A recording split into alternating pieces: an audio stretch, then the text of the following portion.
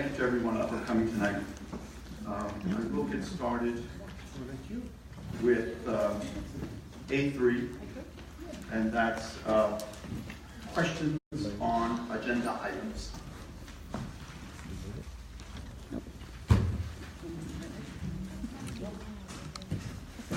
I have one person, Mr. Moss.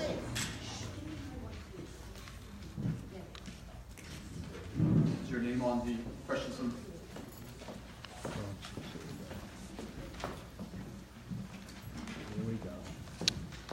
Keep your mouth shut.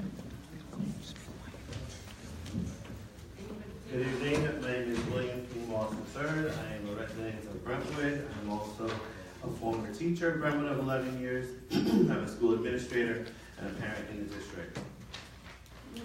I do have a question about the contracts that are here. All the contracts, are there any contracts that are owned by a person who is on this board or by their spouse?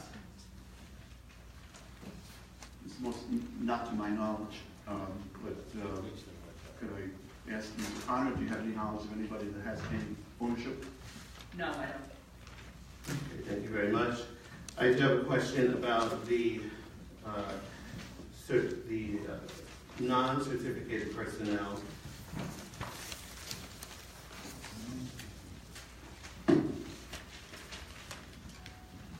Okay, item 14B says a reclassification 14. of this gentleman to custodial worker 1. Now, I have personal knowledge that he currently is a driver messenger. Is there an explanation for that? I'm sorry, but I don't want to be evasive, but again, this is an employee matter, and it's not something that we can comment on. Okay. Was there any kind of adjudication or any kind of grievance that came to a conclusion where there was a document created that is a matter of public record? Again, this is an employee matter. Anything that can be foiled, You can speak about it. well, can be foiled, you could speak about. I'm not sure if any of the documents surrounding these issues are foilable, so I'd rather err on the side of caution, and with that... You're the president of the board. You should know what's foilable and what's not foilable. Well, Was there an arbitration report? Yes or no? again, I am going to encourage anybody who You wants have to... legal counsel sitting right next to you that can help you understand. Again, I'm going to encourage anybody who wants to foil for information to go ahead and do so. All right, why are you not answering my question when you have legal counsel right next to you that you can ask that and give the answer to the whole community? Because again, my concern is dealing with employee matters. I would rather err on the side of caution. But you know what, Mr. Moss, I will ask. Ms. Gomez, could you comment? Sure. Mr. Moss, as Mr. Feliciano said, these documents are not public at the present time. If you wish to foil them, then you may do so, and any information that can be released to you will be released. To the extent that they can be redacted or given over to you, we will certainly comply with the law and provide you with that. When you say they're not public at this time, what does that mean? It means that if I have not personally seen any decision or adjudication or written decision, so I cannot tell you whether there are any confidentiality stipulations or any clauses within that decision that would prevent us from turning it over to you. Okay. Do you have knowledge of there being an arbitration report? Again, I'm going to say that I'm not going to discuss this issue because it is an employee matter. And delving into this would just not be good. Okay, so I'll speak in general terms then to assess your morality.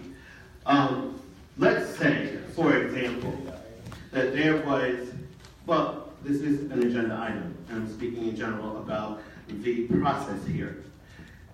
Let's say that there was an error or a mistruth or a lie that was made by the union about the notification that was never given to an individual about there even being a hearing. If the individual did not have notification of the hearing to be able to defend their employment, should the Board of Education vote to diminish or take a position away from that individual, demote that individual, knowing that that individual did not get notice of the hearing? Should the Board of Education demote an individual knowing that the person did not have notice of the hearing? Mr. Moss, I'm not trying to be disrespectful at all. I just want to say that, I'm not going to delve into speculation. I'm not going to comment on employee matters. If you have any other questions. That's not an employee matter. It's just a matter, actually. I'm just asking you about what you think the Board of Education should do, and you don't seem to have an answer. I'm not going to speculate. Yeah, I think that one of the things that could help to clarify this is that in that case, the situation that you described, the Board of Education would not make a decision regarding where that individual ultimately ends up in terms of their position. The arbitrator, the decision maker, would be the person responsible for making that decision. So the Board of Education is removed from that process. Except they do have a responsibility if they feel that the arbitrator accepted something that was not true, and therefore it disrupted the actual process. Then the board does not have to accept the decision as binding. If the process was flawed, the Board of Education can act not to pay attention or not to heed the binding if the process was flawed. Now, I have knowledge, and now you have knowledge, that Charles Taylor did not get notice of the hearing. He is, now, as president of the NAACP, I'm here also advocating for an African American. I'll ask this board again. Now you have knowledge that an African American whose position was up in this district did not get notice of a hearing over his position. If you, knowing that, take his job away from him, now that you know he had no notice, then you are now culpable in all of that, because you do not have to honor a flawed process.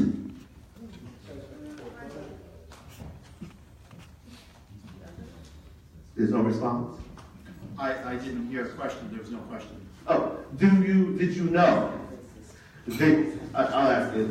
Did you know that he did not get notice of the hearing? Again, Mr. Moss, with all due respect, I am not going to speculate. I'm not going to comment on employee matters. So you haven't answered any of my questions so far, so let's try this one. On the personnel matters so far, on the certificated personnel, are any of the teachers who are being hired this evening African American? I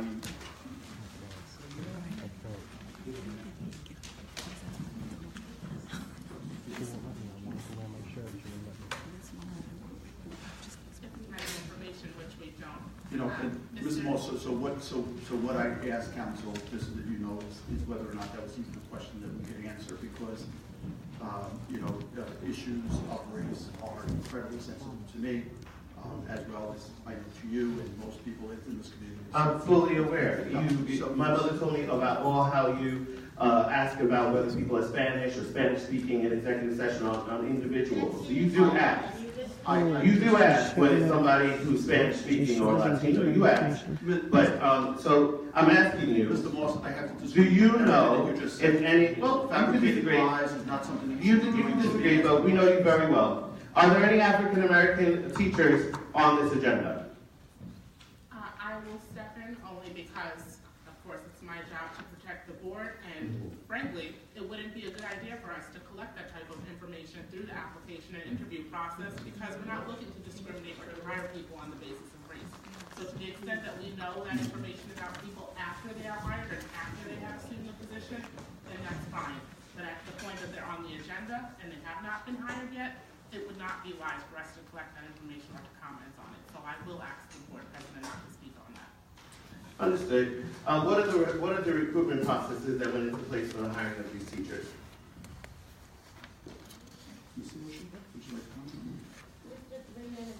Yeah, it's the usual process, Mr. Moss, that there is a hiring committee. Some of these took place in the high schools, some in other buildings. There is always a hiring committee made up of several people, administrators and teachers, and the recommendation then is made to the central administration, and that's how the person gets hired. Okay. So after this evening, according to your attorneys, I should be able to FOIL and get, because the federal government says you have to keep a record of grades of the teachers. So I should be able to get that information after today, right? If that is information we have and it's foilable, absolutely. Okay. In other words, the district is following the federal guidelines in terms of the collection of data on employees according to race and gender. Yes. We are following requirements, correct? Okay. And in terms of the hiring committees, how many African Americans were present on these committees? Honestly, I can't answer that. It's individual committees throughout the district. Were there parents of the community on committees? There are parents on hiring committees, yes. Were they on every committee? I don't want to say with certainty, but I would suspect yes. Remember, some of these typically are replacement contracts right now. If you take a look, you'll notice that many of them are because of teachers going out on leaves. And these teachers have been sometimes within the district subbing for many, many years. Actually, as I look down, I recognize some of the names. They've been with us for a number of years. So I imagine they went through a hiring process, become term subs or substitutes 2, 3, sometimes 4 or 5 years ago. Right, I'm talking about now. In other words, over the past 3 weeks or in December, were there interview processes for these individuals, or were they just slotted in these spots? No, as I said, some of them went through a hiring process because they've been with us for a number of years ago. The ones that would be brand new, they went through a hiring process. I can't tell you exactly who is on them, who is on the committee. I mean, I can certainly find out, but I can't answer right now. Okay, thank you very much.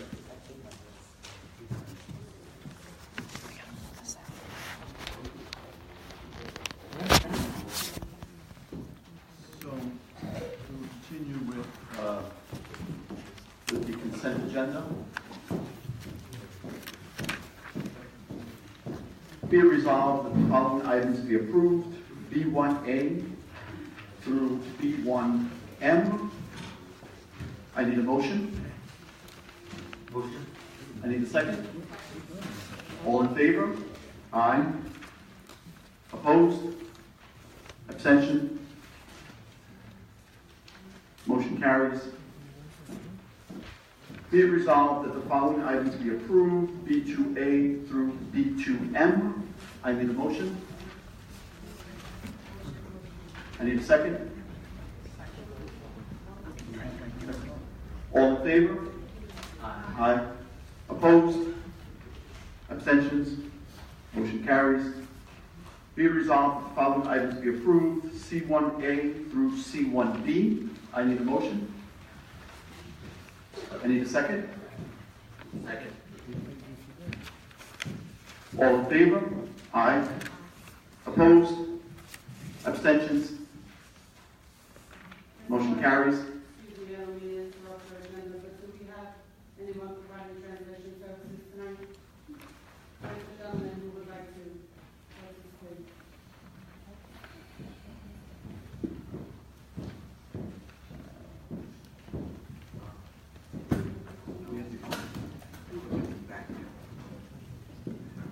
Thank you.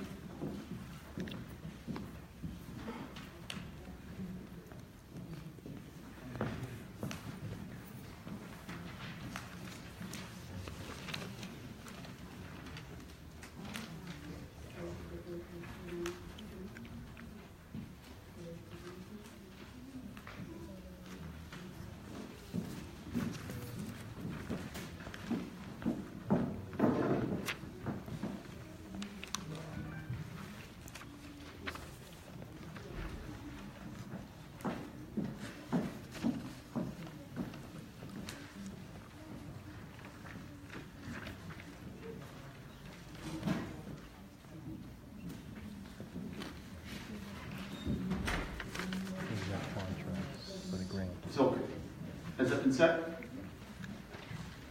All right, thank you. So we'll continue with the agenda. D1A, appointments, resignations, and leaves, certificated personnel, as stated on the agenda. I need a motion. I need a second. Second. All in favor? Aye. Opposed? Abstentions? Motion carries. D1B, appointments, resignations, and leaves of non-certificated personnel, as stated on the agenda. I need a motion. I need a second. All in favor? Aye. Opposed? Abstentions? Felix? Abstain? Okay. Motion carries.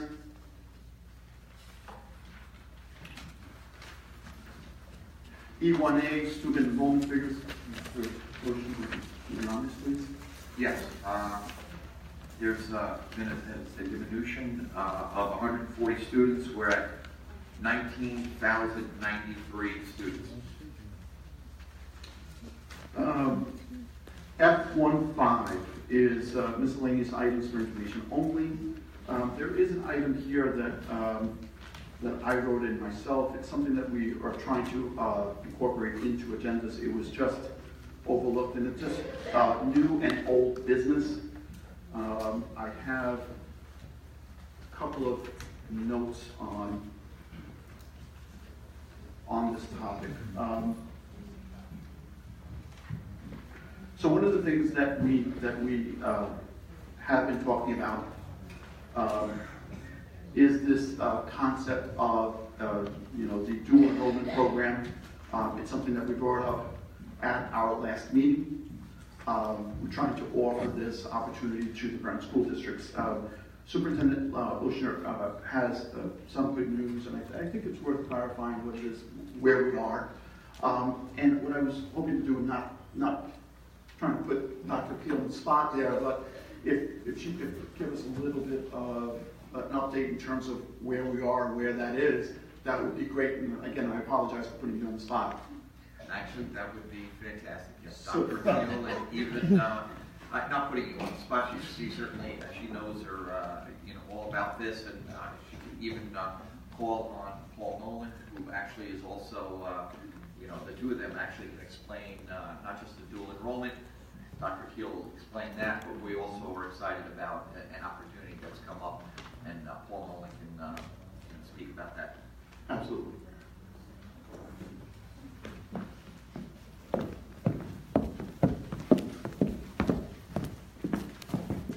Good evening, members of the Board of Education and members of the community.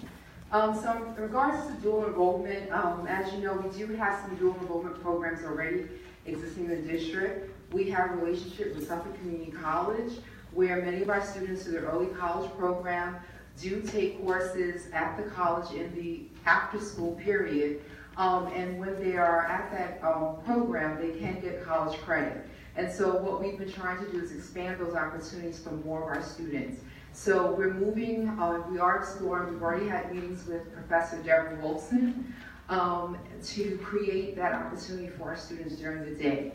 There have been some things for us to consider, transportation being one, and also the fact that at this time, the college will not allow us to give those students dual credit, high school credit, as well as credit for the college. And some of these students are involved in advanced placement courses. But what we decided is that we should really start to promote that opportunity now in the fall, in the spring, as they're starting to pick their courses for next semester. We'll have a greater likelihood of students actually being able to, know about the program, adjust their schedules accordingly, and be on a college campus with their near peers in the future. So that's something that we're really looking forward to.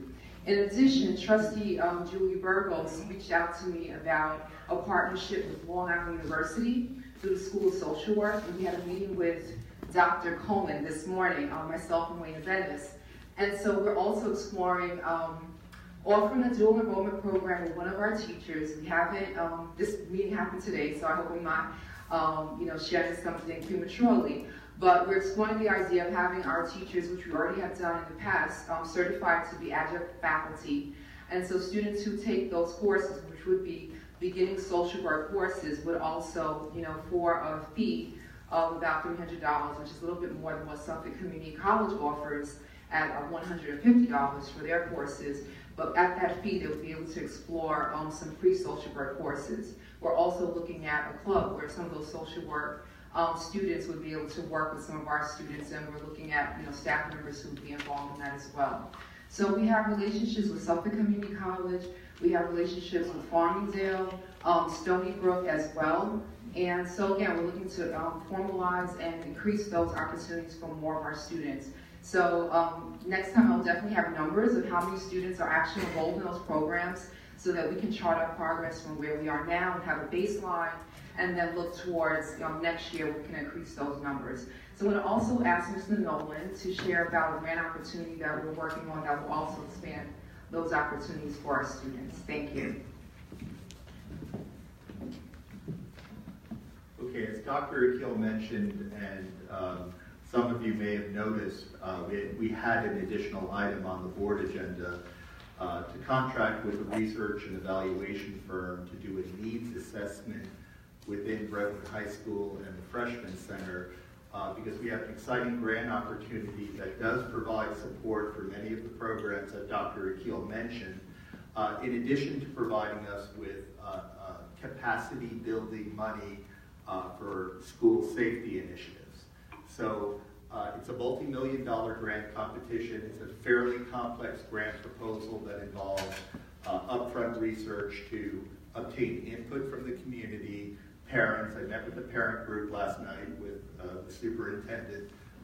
We're doing focus groups next week with a variety of different stakeholder groups, teachers, administrators, parents, and community members.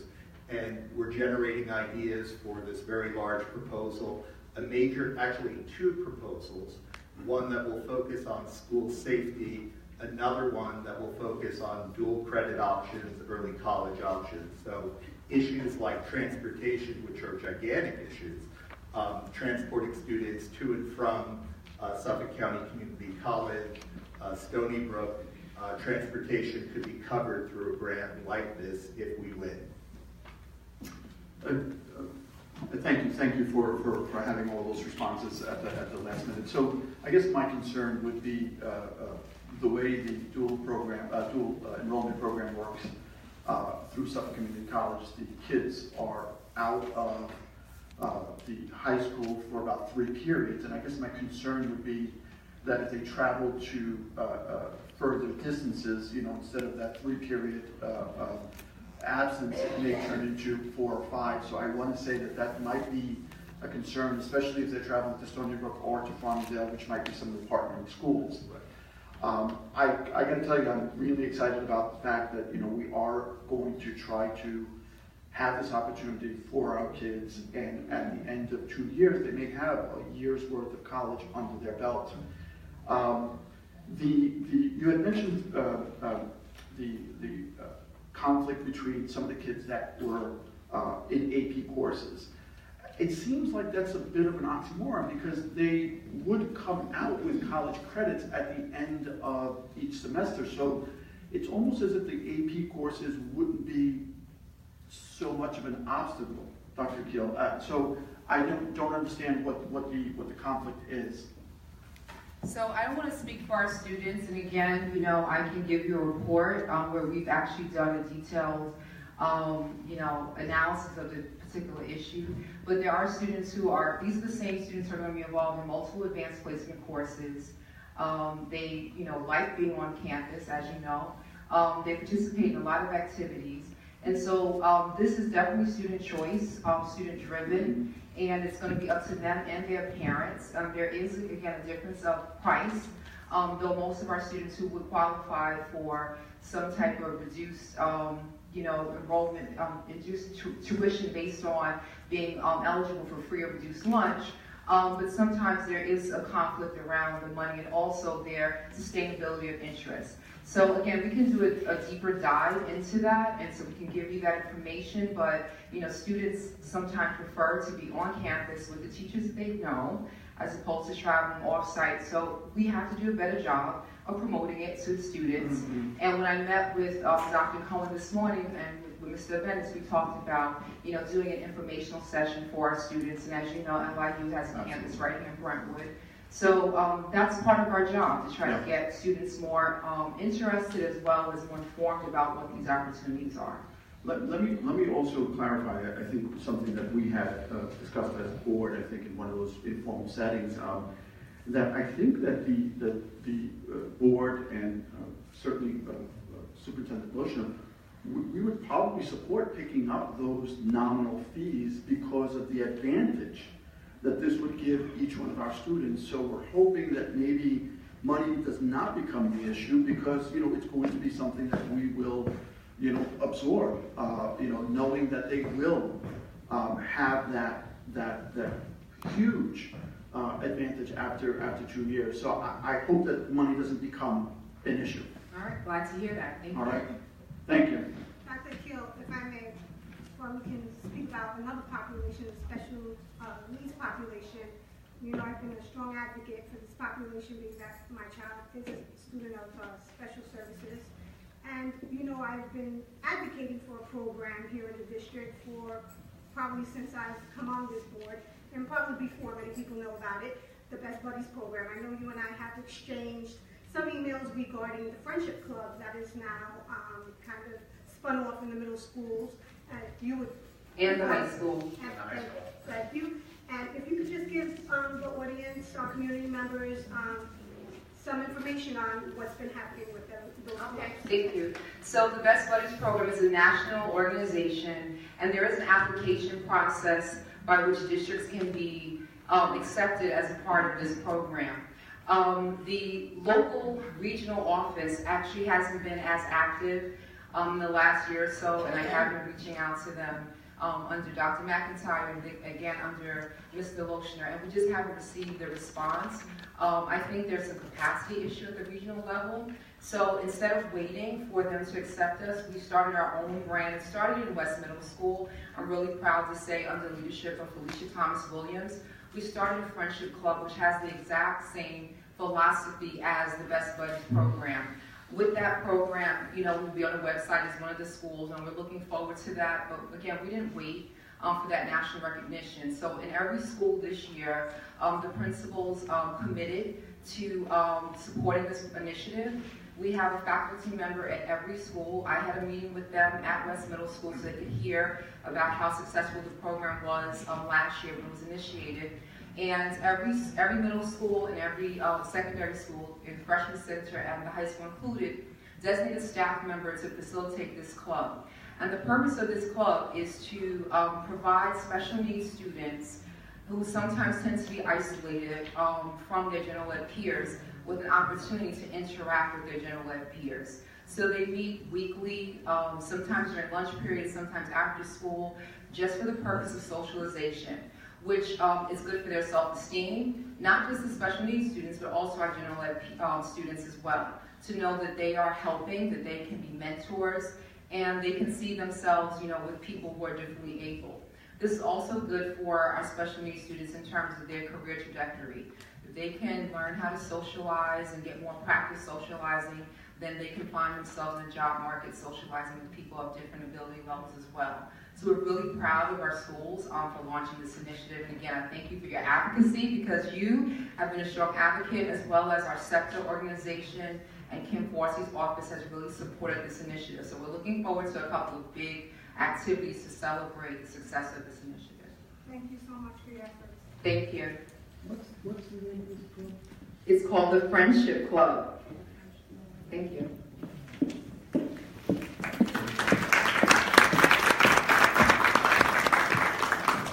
Thank you so much to both of you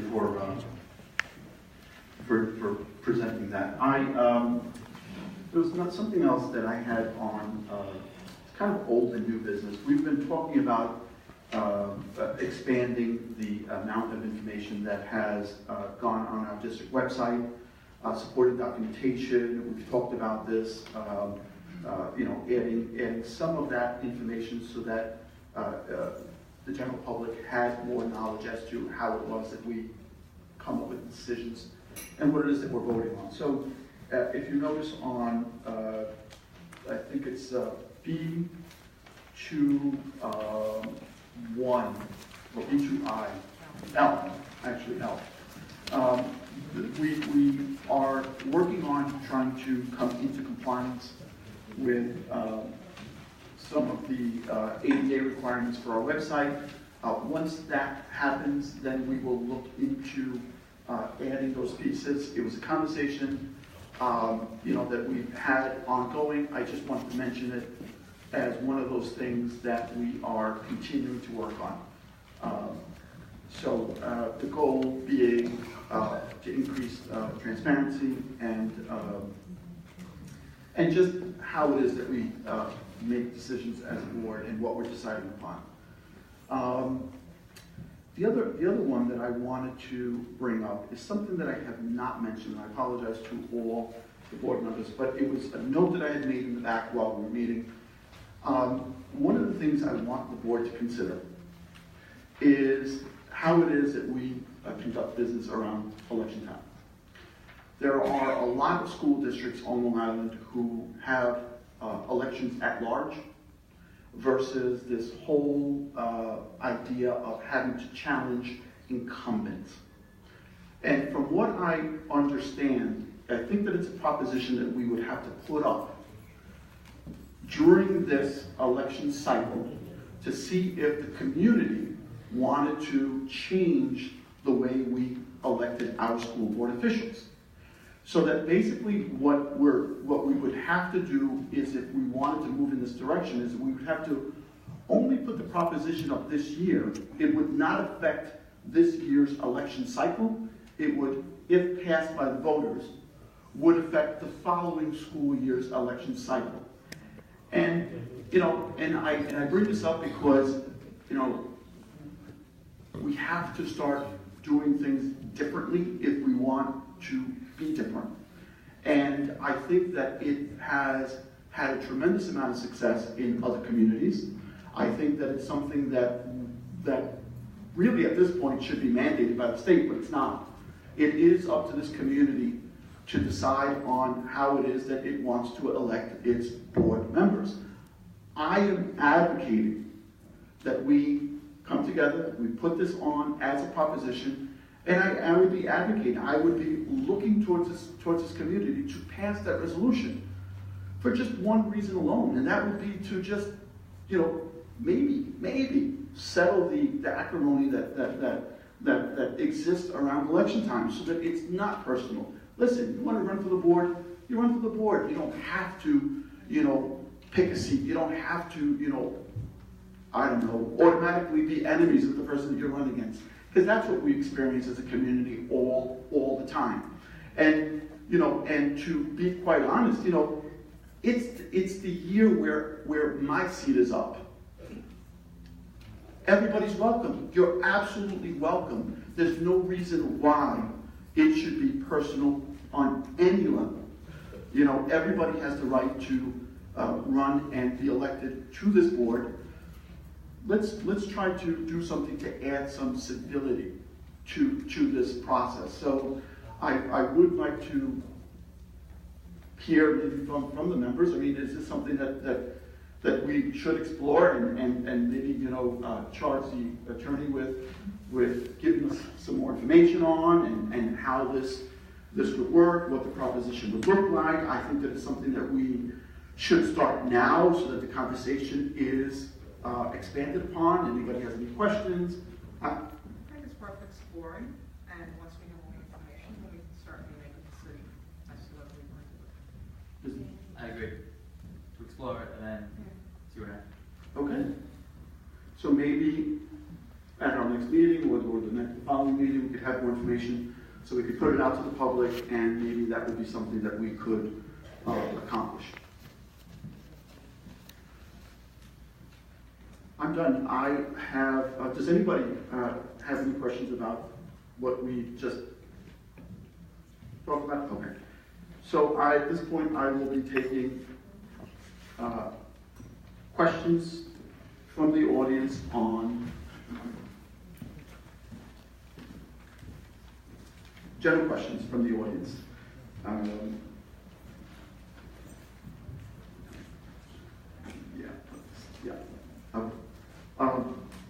Joseph Fritz.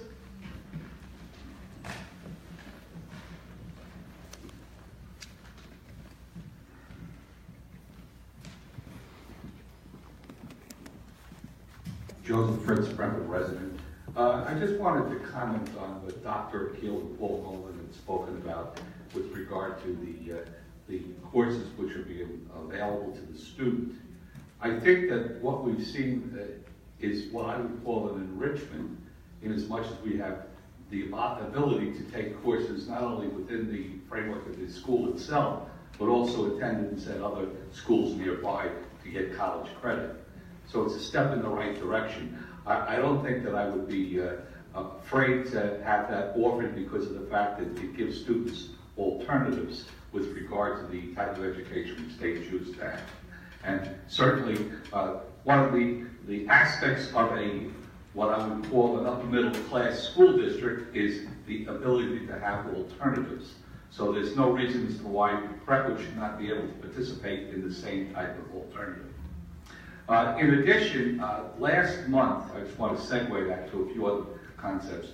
I spoke to the board with regard to the ability to have the students take the SAT tests at least one time for free.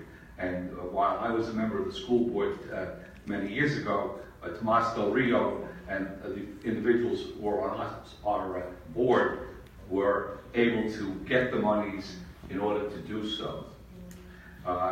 It's my feeling that the amount of monies it would cost to have the seniors to take the SATs would be statistically insignificant. And while it may be a considerable sum of money, I would suspect it would be less than probably $100,000. The reason why I saw this is because I attended, or I heard on the radio while I was in North Carolina, that a school district in North Carolina was offering that to their students, and they expected the jump from 30% to 90% to those who've taken the SAT tests. I'm going to make this suggestion. While it may be significant, my feeling is I think it's time we start, as here again as part of being the ability to segue to a middle-class existence, is to establish a foundation which would provide the ability to do things which otherwise might be difficult to do or maybe perhaps entertain in order to do so. And that foundation would be able to, with the board, be able to spend some monies. And the goal should be to obtain, say, $5 million or $1 million and be able to use it on a particular basis. And they'll say, well, what are we going to do for a foundation? Well, I'm going to look at it this way. The Suffolk bus system probably receives in excess of $35 million a year to transport the students. And the Suffolk bus system spends a considerable sum of money to, in effect, support the politicians who get elected to the various positions. Well, if they can spend several $100,000 to support politicians, they can certainly support a considerable sum of money to give as a donation to a particular foundation to enhance the school districts which are enriching them. Now, it's quid pro quo. Suffolk Bus, if you probably look throughout Long Island, probably receives several $100 million to the transport students. And I'm not saying that Suffolk Bus isn't generous with their monies, but certainly this is the largest school district which supports the trough for the Suffolk Bus. And I think it's time which we start looking to situations which we enrich other individuals. Now they should perhaps enrich us. And it certainly wouldn't hurt to consider formation of a foundation which would permit a person to do so. And lastly, and I think it's worthwhile to get into, and that can support the concept of permitting students to take SATs. But I still think it should be afforded before the foundation is in effect founded. And lastly, I just wanted to bring to the school board's attention and the individuals behind me that several individuals participated, several from Brentwood, including myself, went to Albany last week to, in effect, make our voice heard in Albany concerning the fact that Brentwood is being, again, shortchanged with respect to the amount of monies it receives from Albany. And I just want to give a brief précis about what happens. In 1984, there was a lawsuit which was brought. The decision came. 1982 it came down. Brentwood was a participant in the lawsuit. Brentwood is not alone in working to see the system change. And Levittown was a school district also. Several Long Island school districts participated in the lawsuit, alleging that we were shortchanged with the monies. The school districts lost in 1982, where in effect the judges from the Court of Appeals in New York ostensibly stated that students who received less monies were ones which it was permissible, and it was not one which should be, they said basically equal education was not a right. Ultimately, the lawsuit was brought probably 15 years later, which somewhat reversed the trend and essentially established the fiscal equity, which is the umbrella which permits a person or school districts to show their need. That Brentwood was supposed to receive, and this was approximately $100 million from the state of New York. And it's supposed to be phased in. Well, it's never been started. So what was explained to Senator Boyle, Senator Croce, was the fact that it's time that the Brentwood School District receives its fair share along with those other school districts who are not receiving their fair share pursuant to the particular agreement which was set forth when the lawsuit for the fiscal equity is ultimately ended. So what can the school board do? Well, what the school board can do is to join those other school districts in Long Island and New York City. You know, you have quite a bit of clout when we have numbers. And quite honestly, Brentwood stands to get $100 million. That's what it's owed. But they have a debt to us for $100 million. And we haven't seen any payment on that debt. Well, what happens when a person doesn't pay you money? You have two choices. To either eat it or commence a lawsuit to see that it's brought. And the lawsuit which could be brought with the other school districts is one which could be considered where it would, in effect, say, hey, look, this is the money we were promised. You haven't taken any steps. And what steps are you going to take now?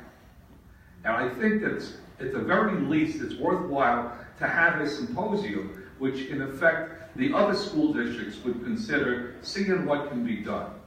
What we would call the least of our brethren. And, it's time that we look to see that, in effect, we are not going to take it any longer. It's something which the school should consider, and I think that when you work with other school districts which are similarly situated, it's something which we will show our strength. Right now, they can afford to say no because they'll just say they're broke. And they'll continually say that they're broke until basically the rubber meets the road. So I think it's time we at least take a look into that. And I'd like to thank you very much. Yeah. So Mr. Fritz, you do make a couple of good points, and I thank you for the just incredible amount of knowledge that you have in terms of the history of the school district. One of the things that I did want to comment on was, though, that in my opening statement to the district on Superintendent's Conference Day was alluded to exactly what it was that you were saying. The reason why I brought that up was because the law firm that we currently have is doing the follow-up on the Campaign for Fiscal Equity. They represent Middletown. Is it Middletown? They represent Middletown right now in a lawsuit against the state to ask them exactly what it was that you are questioning. Where is the money? And what we have been doing, and and just in all fairness to Candace and the firm that she, Bond Sherman King, we did have a symposium here last year to question that very item that you bring to the table. What we are doing as a district is gauging whether or not that lawsuit is going to be productive and it's going to produce the kind of money that that we're all anticipating. And I think that it's $100 million per year, Ms. O'Connor? It's about 130, and yes, per year. That's per year, Mr. Pritz. So that 130 is per year. So what we decided to do was kind of take just kind of like wait and see approach to see how all of this evolves in Middletown. We certainly have, you know, our experts sitting next to us. And one of the things that did develop along the way was that I think it was the Court of Appeals, decided that it couldn't have been a class action suit. They didn't allow for that to happen, and I'm going to put Ms. Gomez on in just a minute. What I understood needed to happen was that each individual school district needed to prove its own case. So that's where we are. You bring a valid point, and we are looking at this every single month. So, Ms. Gomez, if you could elaborate. Yeah, Joe, it's interesting that you raised that point because the symposium that you mentioned that precisely describes what we had here in the district. I believe it was this past April. We had the lead attorney who was actually a pioneer at the forefront of the campaign for fiscal equity lawsuit here speaking to us. Some of the Brentwood board members were here, but we also invited board members and district officials from surrounding districts that have the same problems that we face here in Brentwood. And we had basically a brainstorming session where he explained to us the history of the case, the current status, and of course invited us to get involved in the ways that we could. The outcome of that appeal was as precisely what Mr. Feliciano described, where the court said, yes, we understand that there are inequalities, but school districts cannot bring a class action. So in other words, if we know that things are unfair in Brentwood, every other school district on Long Island can't just jump on board with Brentwood statistics. Every district needs to prove their own case as to the fact that they are being underfunded and being treated unequally. Now, of course, that's not the ideal results because that puts the burden on every school district to basically present a case, engage in litigation. We can't have that cooperative, cohesive front that we had hoped for. But of course, the window is still open for us to level out the playing fields because if we can show that we are underfunded and being treated unequally, then we do still have recourse. So that is where we're at right now. Robert mentioned the Middletown case, which is actually something that's also pending before OCR, the Office for Civil Rights, not on the state level, but on the federal level. And basically what our firm is arguing in that case is the fact that New York State is treating districts, including Middletown, unfairly in the way that it distributes funding, and we want the federal government to step in and say that what New York State is doing is unfair, that it violates the equal protection rights of these students, and that it must be stopped and it must be remedied. So there are a number of fronts that this is being fought on through the federal agencies that I mentioned, such as OCR, and also within the courts. So just to piggyback on what Ms. Gomez said, you know, so what are we doing? What is this board doing? So I had initially said that this was something that we were going to do, but then, you know, using taxpayer money on something that may or may not work is a tough decision. So as we come closer and closer to having this Middletown lawsuit resolved, we are positioning ourselves in a way that, you know, if this even seems like something that's going to give us, you know, even 10% of what we're owed, you know, we pull the trigger, and we are the next person, you know, with the next school district in line, and we certainly have the professional ability to do that, to say we're next, and our numbers, you know, don't lie. I mean, we don't need anything other than to show them what it is that we're doing here. So that's what we're doing on that note. Ms. Mercado.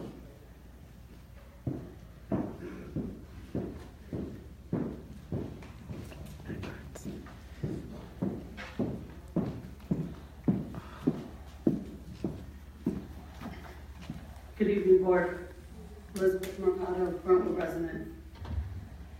Mr. Feliciano, I normally come up here and give you and the board accolades for what you've done so far.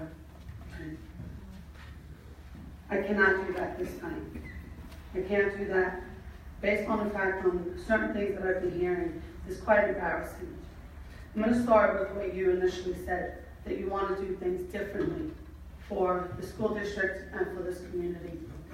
And although your idea of having an at-large election is one thing, I think what you should really be focusing on is what's happening in the schools rather than on how people are going to be getting on the board. Okay? That's the least of what is important in this community. You have so much that's going on here that needs to be focused on that is not being looked at. And it's disgraceful. And as a former board member, it's embarrassing. It's embarrassing. We've had, you guys fought me last year on the budget for $5 million. But yet, you have still down social workers and counselors. Okay? I don't know how many you've hired this year, but you had enough money from last year's budget to fix grounds. You have enough money in this year's budget to indemnify a board member.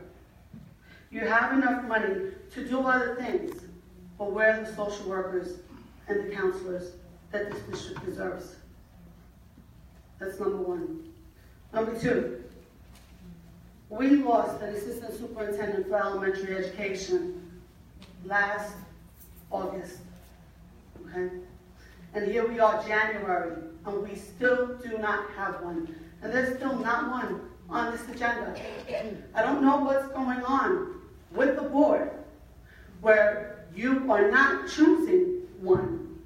But I think 4 months, 5 months is long enough. And you're not doing anybody else a disservice here other than the elementary school kids and their parents that deserve to have that leader in that seat. Okay? And that's something that the board collectively needs to bring to fruition. Enough is enough with the games and probably politics that's going on here. All right. Now I have a question. Excuse me. I have a question, okay? As women, and I am directing this to the women, okay? Would you, as women, Latino, African American, white, I don't care who you are, would you feel comfortable feeling sexually discriminated in any position? I wouldn't. Would you? That's a guess, maybe, I don't know. Maybe you would like it, maybe you wouldn't. Okay. That was rude. I'm going to ask you this, Mr. President. Does Brentwood have a policy against sexual harassment? I'm pretty sure it does. Does Brentwood have a policy against sexual discrimination? No, I think that's part of I'm pretty sure it does. Yes, we do. Okay. What I'm going to suggest is that you look deeper into your policies, okay? Because there's no reason why anybody should be feeling sexually harassed or sexually discriminated in this district. And where it came from doesn't matter. It's the fact that it exists, okay? And the fact that in this, and in the light of what's going on in this country, it needs to be looked at. And I think everybody needs to really take that into consideration.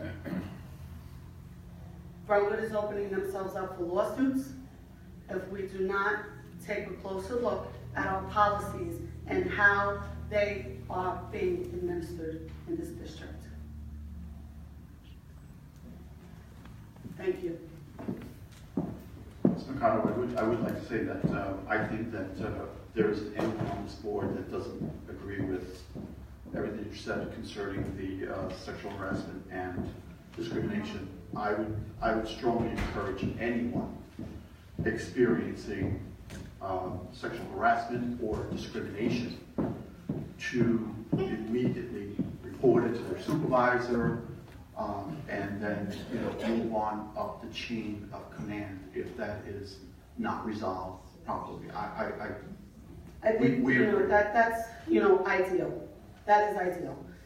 If I feel like I'm being sexually harassed or discriminated against, then ideally I would probably want to go to my supervisor.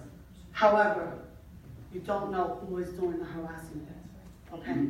So what needs to happen here is a blanket statement needs to be put out to everybody.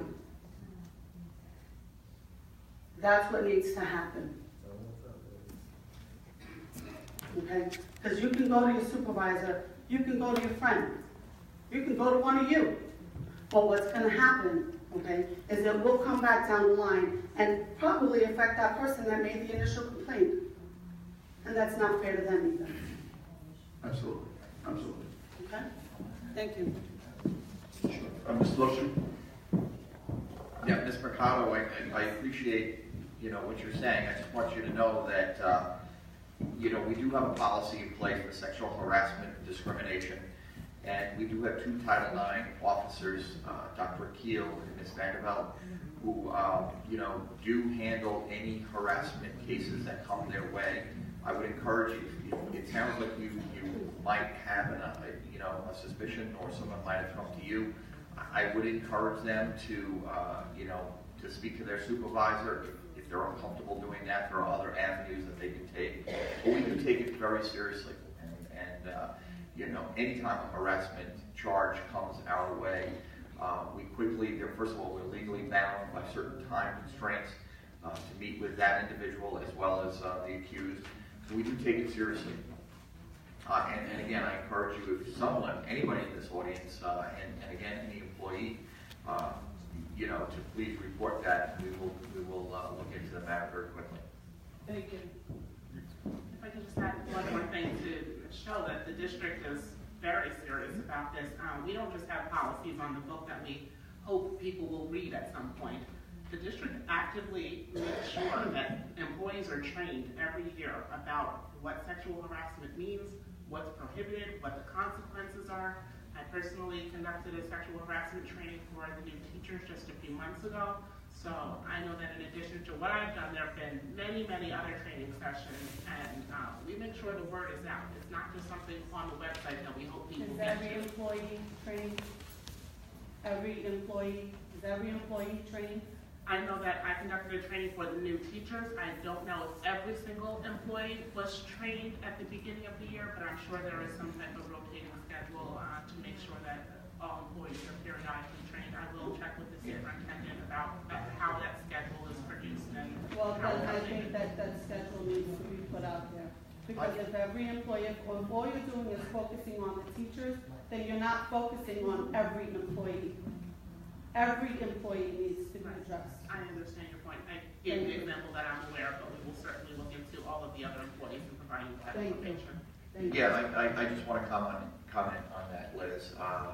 You're correct. We do have the faculties do get trained on the very first day of school, which brings up a very valid point that the other departments may not be receiving the same training. So I'll make sure that we implement that as soon as I can. To be quite honest with you. Thank you. Ms. Cordero?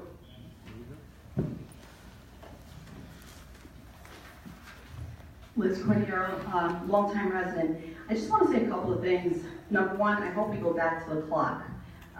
The 3 minutes would be great. Number two, to Liz Mercado, when she was president here, I never heard her say anything more than, we'll get back to you, we'll get back to you. So it's amazing to me that she's bringing up some pretty good points. But I think we have to focus really, again, that is an issue. But under her leadership and the previous board, the high school was split.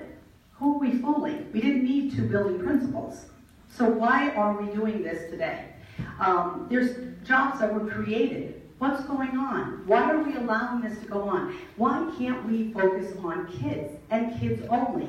You have unions for every entity, whether it's clerical, teachers, etc. Kids have no representation. Kids are being bullied in school by teachers. What are we doing to safeguard those children? Some of these kids we can bring to you in the next couple of days. They are being verbally targeted for whatever the case. And I'm not referring to my own. I am talking about many other children. So, Mr. Superintendent, Mr. Lochner, what is your position as far as professional development? What is going to be done to help rectify this, to create cultural sensitivity? What can we do to fix this problem?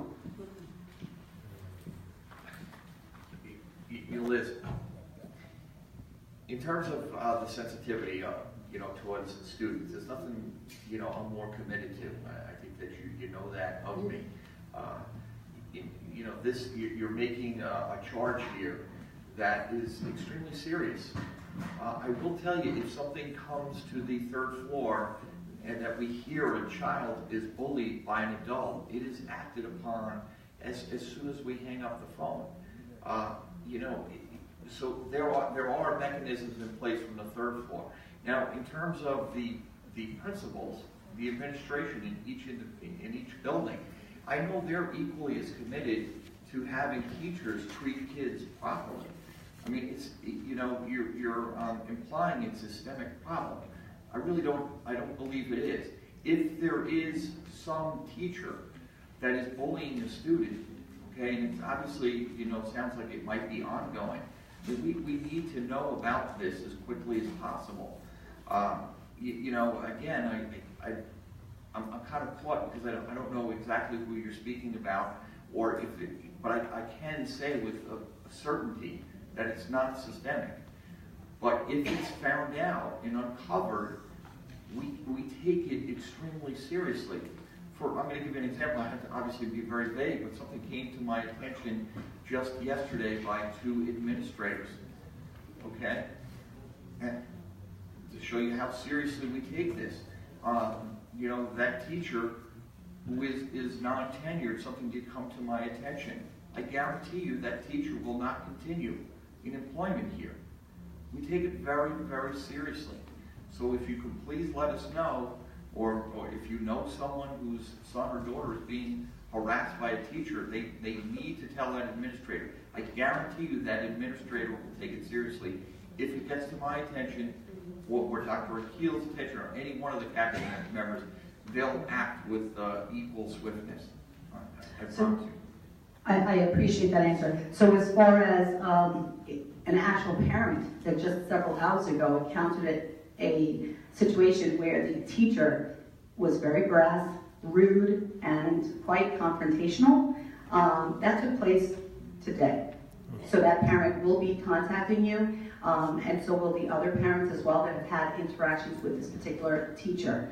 The other item is I believe it was 2 weeks ago, we had a budget workshop, and a particular custodian told 2 of the parents here that it was for employees only. Can you elaborate on that? Because parents are working hard trying to get here. Even if it's 3 or 4 of us that can make it, it's a big deal to arrive here and then be told by a custodian that the meeting is just for the employees only. Yes, I can comment on that. And I do apologize for that. I really do. As a matter of fact, when the meeting had concluded, when that parent came in, to tell you how seriously I take it, I actually called the parent on my way home. It was probably 10 o'clock at night. And I spoke to that parent. I got the whole story at that moment. I did text the board because they were equally as concerned about it. They were upset when they found out about it. The next day I did come in. It was a substitute custodian who was misinformed. We spoke to that custodian, and that won't happen again. But that, again, is something that we took seriously. You know, to comment, there were other things as well that, you know, come to my attention. You know, sometimes security guards have made mistakes, and they've forced kids out of buildings right at the conclusion of school.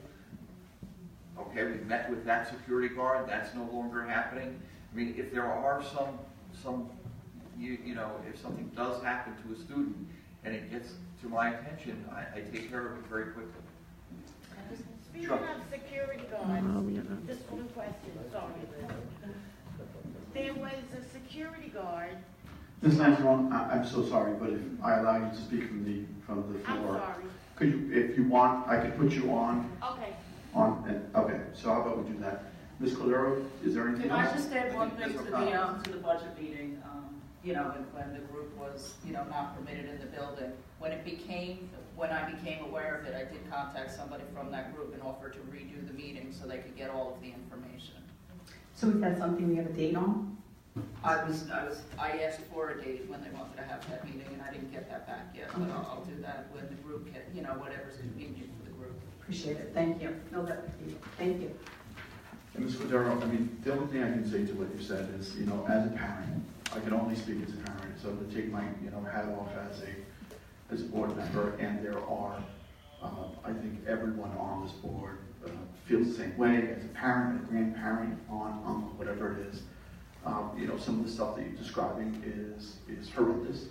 There's zero tolerance for any kind of behavior coming down for an adult, regardless of who it is. You know, you had mentioned teachers. Regardless of who it is, whatever title, whatever employment they have, our kids are our treasure. It's zero tolerance for that. I know that part of the problem is, you know, you have the word of a 13-year-old, a 14-year-old, or even a 10-year-old. This is what happened to me.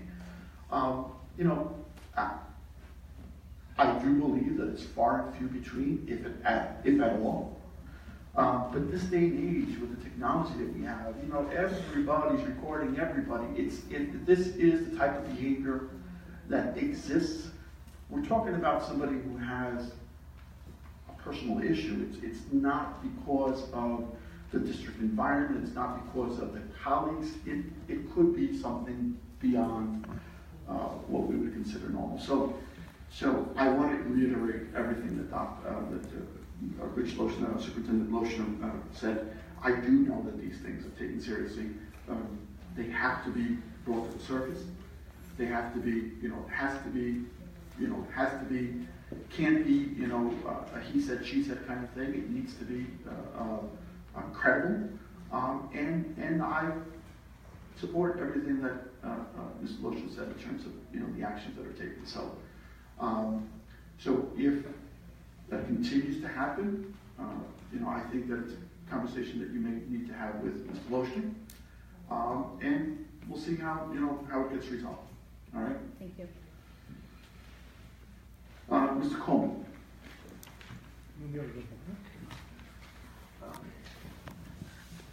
I have a few questions. Okay. Going against my friend, I think we got to keep the clock where it belongs, in the closet. Okay, because not a lot of people get up and ask questions. So the ones that do get up might have more than 2 or 3 questions to ask. For example, B2C. Okay. I thought this was what Dr. Akil was talking about, but apparently it's a different thing. The Golden Girls, can we explain what that is? It's actually something that we spoke about, yes. Yeah, that was a club created by Ms. Cineas. She's a high school teacher. It's a mentorship club at the high school. I couldn't tell you at this point how many students are involved, but obviously it's females, and it's an after-school club where mentorship is provided to the students. And they're going to get the same funding that all the other clubs get? Yeah, typically what happens, Andy, is a club begins, someone has an idea, it might be a student, it might be a faculty member, What they do is they form the club, and then they actually have to write a mission statement, obviously elect officers, etc. And then it remains a non-active club, or a non-paid club, I should say, for 2 years. After 2 years, then they can apply to become part of what's called Article 26, and that's actually an established club. Okay, do we have a chess club? We do not have a chess club at this time, no. Okay, because I was contacted by a resident who wanted to know how we can maybe start a chess club. Sure. Well, we have a gaming club at the high school that I believe Mr. Moriello and Mr. DeVita actually are the co-advisors. And they may in fact have chess as part of it. They have checkers. I know they have Stratego. They have all kinds of board games. And they do meet, on a weekly basis. So who would I direct this person to call? Well, if the person is in the high school or a middle school. No, he's a resident. A resident, he could obviously call an administrator in that whatever building he's interested in. But if there are students, and most students know this, if they're interested in the club, they actually go to an administrator and they begin discussions with the administrator, and they need to get a faculty member to sponsor that club. Okay. We did have a chess club at the freshman center as part of the community. Okay. And it was really actually a great school to bring students from different factions together. So I think that if there is somebody who's interested in doing that. Yeah, he wants to start it, and I told him I would ask the questions. Oh, I'm sorry, I misunderstood. You mean the community member wants to be a part of the chess Yeah, he club? wants to start a chess club here and be at all the meetings and whatever, That's obviously, that's a fairly unique situation that, you know what, have that community member reach out to me. And, Okay. We'll see what we can do. All right. Okay. F15.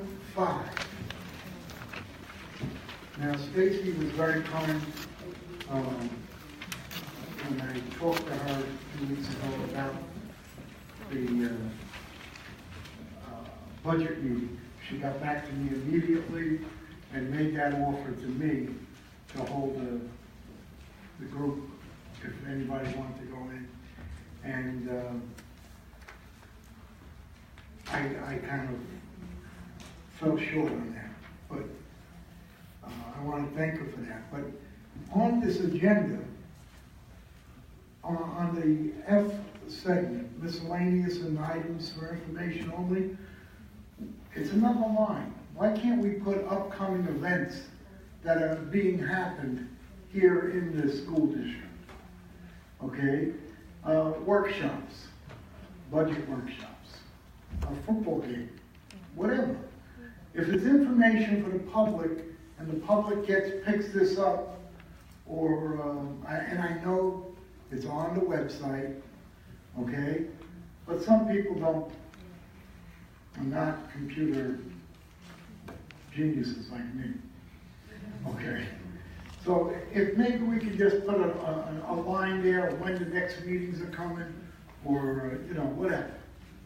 It might be a little helpful for the people who are in the audience. Calendar for workshop, okay. The dirt at North Middle. Did we get any idea on what the heck's happening with that? So we did get some results. I think that was something that we had brought up at the last meeting. I think we are still waiting to hear from DEC, New York State.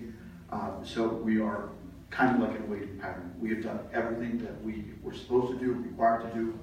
We've reached out to all of the related parties, and we're just waiting to hear back at this point. Is the district going to be responsible for the cleanup? No, we're hoping not. We are. We have the insurance carriers have been put on notice, and I couldn't guarantee what the cost to the district is going to be, if any at all. but certainly all the insurance carriers that needed to be notified have been. Well, I'm sure, and again, I don't like to pick on any one group, but I'm sure the Brentwood Soccer Club has insurance, Yes. okay? And their insurance should pick up the cost. It shouldn't cost the school district a dime. And I think everybody agrees with you. Okay, I'm just following up. This is like 3 minutes long. Sir, what's going on? North Middle. School field? What happened? Something about dirt. What happened with the dirt? That's what I want to know. Yeah. Okay, We don't have the same situation that's going on in Timberline Park, right? maybe. Yeah, I'm sorry. Well, and this is a matter of public record. It's something that we brought up at our last meeting. No, we're bringing it up for Quite a few. Yes, exactly, but we did get confirmation, and this was something that we had brought up at our last meeting as to the recycled concrete or the RCA having contaminants in it, and we are in the process of getting information back from New York State and the DEC. It is the North Middle School field that I think everybody is familiar with. So, But it's not on the North, if I can just explain where it is, it's not on North School property. The Right, students it's are a not Yes. playing out piece there. of land up the It's side of the soccer field. yes, It's, right, correct. What I want to ask is that field, why were we in there clearing that field? Are we looking to do something in that field? we weren't. The district wasn't. Because an inquiry was made into the state in regards to expanding the New York State Park to be able to allow for additional fields to be built in that phase 2. So, and it was the school district that hadn't resolved how they wanted to deal with that piece of land. Can I? There's actually 2 pieces of land that we're referring to here. There's one piece of land that actually is on one side of the park that's closer to the road, and then what we're speaking about here is a smaller parcel of land that's just to the north of North Middle School. By Garner. That's correct. Okay. No, not like Orange. It's across from, Suffolk Community College. Across from Suffolk Community College. College. Yeah. Okay. Can I just, because I know a lot about this park, okay? All right? The state, when we first started the development of the park in the 1980s, all right, we came to the school district and asked them if we found a developer who would develop that parcel of land for softball fields. So we would have 4 baseball fields, 17 soccer fields, 3 buildings, and 2 softball fields. Which is understandable. Okay? The school district said to the Brentwood Athletic Complex, Inc., which is the corporation we had to set up, that we had to supply papers from an attorney. We had no money, okay? And the school district wouldn't allow their attorney to draw up the paper for us to lease the property at like $1 a year. And we had a Brentwood graduate who is very heavy into softball. And he agreed that he would put up 2 softball fields for us, as long as we can guarantee him 2 nights during the week and 1 night on the weekend. And the rest of the time it could be for our girls' softball teams and the whole works. And the school district wouldn't follow up on it. We then, I'm so sorry, but if you could continue this conversation absolutely. after the meeting, that would be great. Talk all With day. all due respect, we still have more. Okay. The children that were at North Middle School that were sent home because they didn't have their shots, are we being fined for those kids? Yeah, no, we are not being fined for those kids. Actually, by suspending them from school, we are actually in compliance. I'm happy to say, though, that all of the students are now in compliance themselves and have either received the immunizations or they have appointments to get the immunizations. Okay, because state law says we can be fined. State law, it's actually a policy that came out in the early 2000s. I shouldn't say policy, I apologize. It's actually a memo written by the commissioner stating that actually it's not the district that would be on the hook for this. It's an interesting memo. The principal of said school, whatever school it is, if there are students without proper immunizations, they can be fined up to $1,000 a day per student per student per day. And near as I can tell, Andy, no one has actually ever been fined that money across the state. Be that as it may, however, we do take this very seriously. You know, Ms. Fossey and her team, Mr. Kaufman, the new nurse practitioners, they have worked really around the clock to kind of neaten up a system that's been in place for a number of years. And I'm happy to say that they've done a fabulous job. We now have really up-to-the-date information in terms of student immunizations. And moving forward, I'm confident that our kids will be in compliance within the given amount of days. Okay. Contracts with our unions. When do we have dates on when they're going to start negotiating? The ones that are due? We are always in negotiations. It's one of the things that we discussed a little earlier in the day. And I think that, you know, we're actually making pretty good progress in a lot of those areas. So yes, they're ongoing. Okay. Because I got an email that we're not negotiating with at least one group.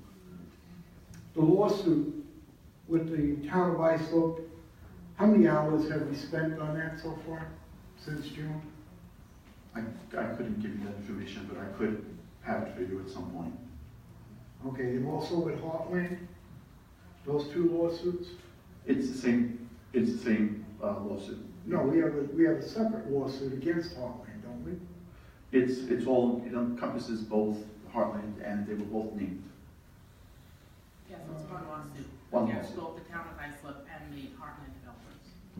I'm sorry, I couldn't hear. There's one lawsuit against both parties, the town of Islip as well as the Heartland developers. It's one lawsuit. We didn't have a separate lawsuit against Heartland before June? No. Not that I'm aware of. Okay. And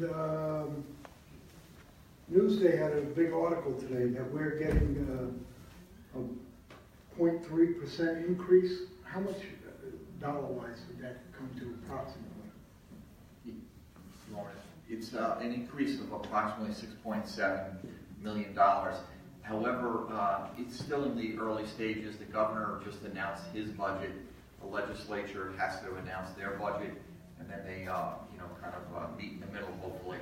But you said 0.3%. That's actually incorrect. It's about 2.6%. Okay. Well, in the paper it says, if I'm not mistaken, I might have wrote it wrong, 2.3% on the front of the Newsday today. Maybe it was 2.6. I don't know. It could be. But I that actually would didn't be read the article. From the 2% cap that we had, it's a 0.3% increase. I'm not sure what you're referring to. I'll have to take a look. Oh, we're normally getting 2%, now it's 2.3. Oh, no, that's, you're actually referring to two different things, Andy. One is state aid, that's what that was what Governor Cuomo was speaking about, state aid. And then you're talking about the tax levy, which the maximum tax levy would be 2%. Oh. Do you think, Stacy, I'm sorry, Rich, do you think we'll be seeing this before this year's budget? Well, you have to see it. It has to be presented to, we're actually, I'm not sure what the question is actually yet. We're going to on a budget over the next 3 months. Andy, so to encompass two things that you had asked about, we have a budget meeting on the 24th. That's next Wednesday, and we will go into detail on this very issue. So, okay. the 24th at 7 p.m. in The Bellinger Room, and it is open to the public. All right? Good. Thank you. You're welcome. Thank you for your time. And I know I have 3 minutes. Ms. Rivera. Louise Rivera?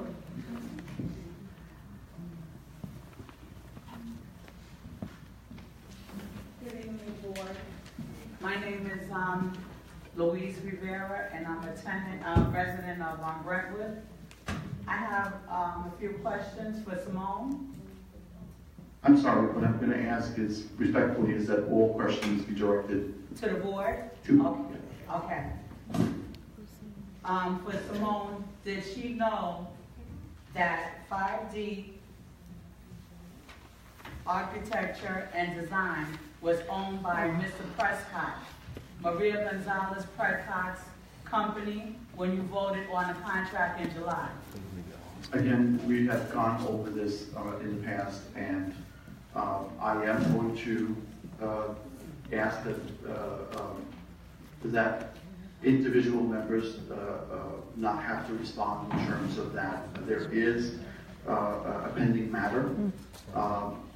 And there is pending litigation, and I don't think that it's wise for us to move forward in the direction that you're heading. So what you're saying is that is something going on and y'all don't want to talk about it? Well, because if there's a board meeting and I have the right to be here and I have the right so I'm going to defer this question to counsel. Thank you. Sure, so there is pending litigation. A complaint was filed with the Commission of Education against one of the board members based on the same situation that you're talking about. When the commissioner makes a decision, it will be posted on the commissioner's website. It will be open and available to anyone who wants to look at it. But in the meantime, we're not at liberty to talk about the pending litigation. It has been discussed during the November board meeting. I wasn't at that meeting. I was at least 2 or 3 board meetings that I can recall. So it certainly has not been under wraps. It's been publicly acknowledged and talked about. However, at this time, since we have received notice of the commencement of the lawsuit, we're not at liberty to talk about it as openly as we previously did. Okay, thank you. Have a good evening. Thank you. Mr. Billy Moss?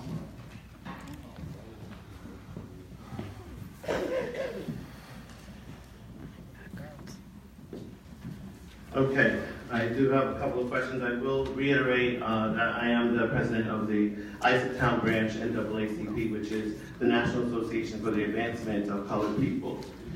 The Assistant Superintendent of Elementary Education and Personnel, who is currently functioning in that role?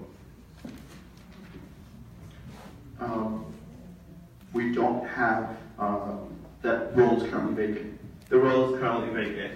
So the person who's in charge of personnel and the person who's in charge of elementary education, we don't have anybody functioning in that capacity right now?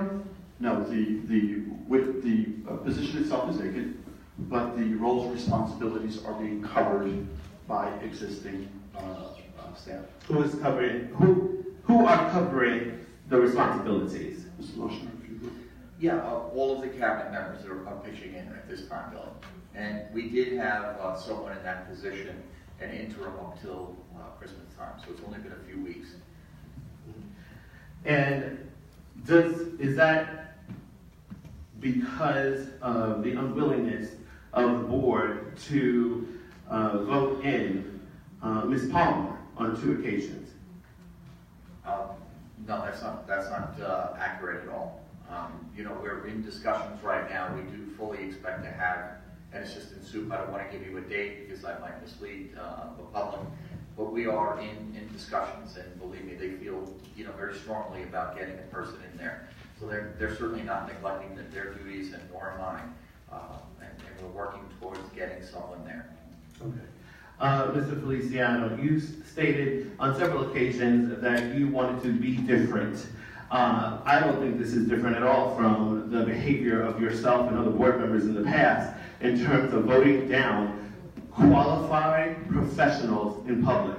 I have spoken about this on numerous occasions, that unless you have a good reason to vote against qualified professionals in public, You, sir, are a legal liability to this district. Do you know that? I disagree with everything that you said, so continue on. You can disagree, but when you vote against qualified professionals, you are putting our district at risk for lawsuits. Lawsuits that you say we don't have the money to be able to keep on affording. Right?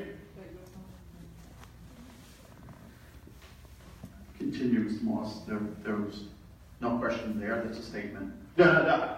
Do you agree? That's, again, I believe that's a statement. That is not a question. And I did ask the question, do you agree? But you don't seem to understand that. Okay, like any good Trump supporter, Daniel Calderon's mother just called me a racist for advocating for the hiring of African Americans. What do you think about that, Mr. President? I think Danny Calderon. I think Danny Calderon's mother can speak for herself, and I don't need anybody from the alley interrupting you. What do you think about the fact that a board trustee's mother, on numerous occasions, including the day that he was inaugurated to this board, threatened me by asking me to step outside, and I'm the NAACP president advocating for African American hiring. You have not hired one black teacher since the day you stepped into that presidency. Are you aware of that, sir? Mr. Moss, we take all forms of discrimination incredibly serious. Including your own? We really do, and I'm not going to comment on anything that Why wouldn't you comment? I'm asking a very direct question. I'm not. Do you think it is okay for a person in your board meeting to harass the NAACP president by calling me racist for advocating for black people? You know, Mr. Moss, you know as well as anybody that there have been shenanigans going on. Yeah, I hear you endorsing shenanigans right now. Are you okay with the person in this audience calling me a racist and harassing me? A long time. Mr. Moss, continue if you have a question. I do have a question. You just haven't answered it. Are you okay with her harassing me?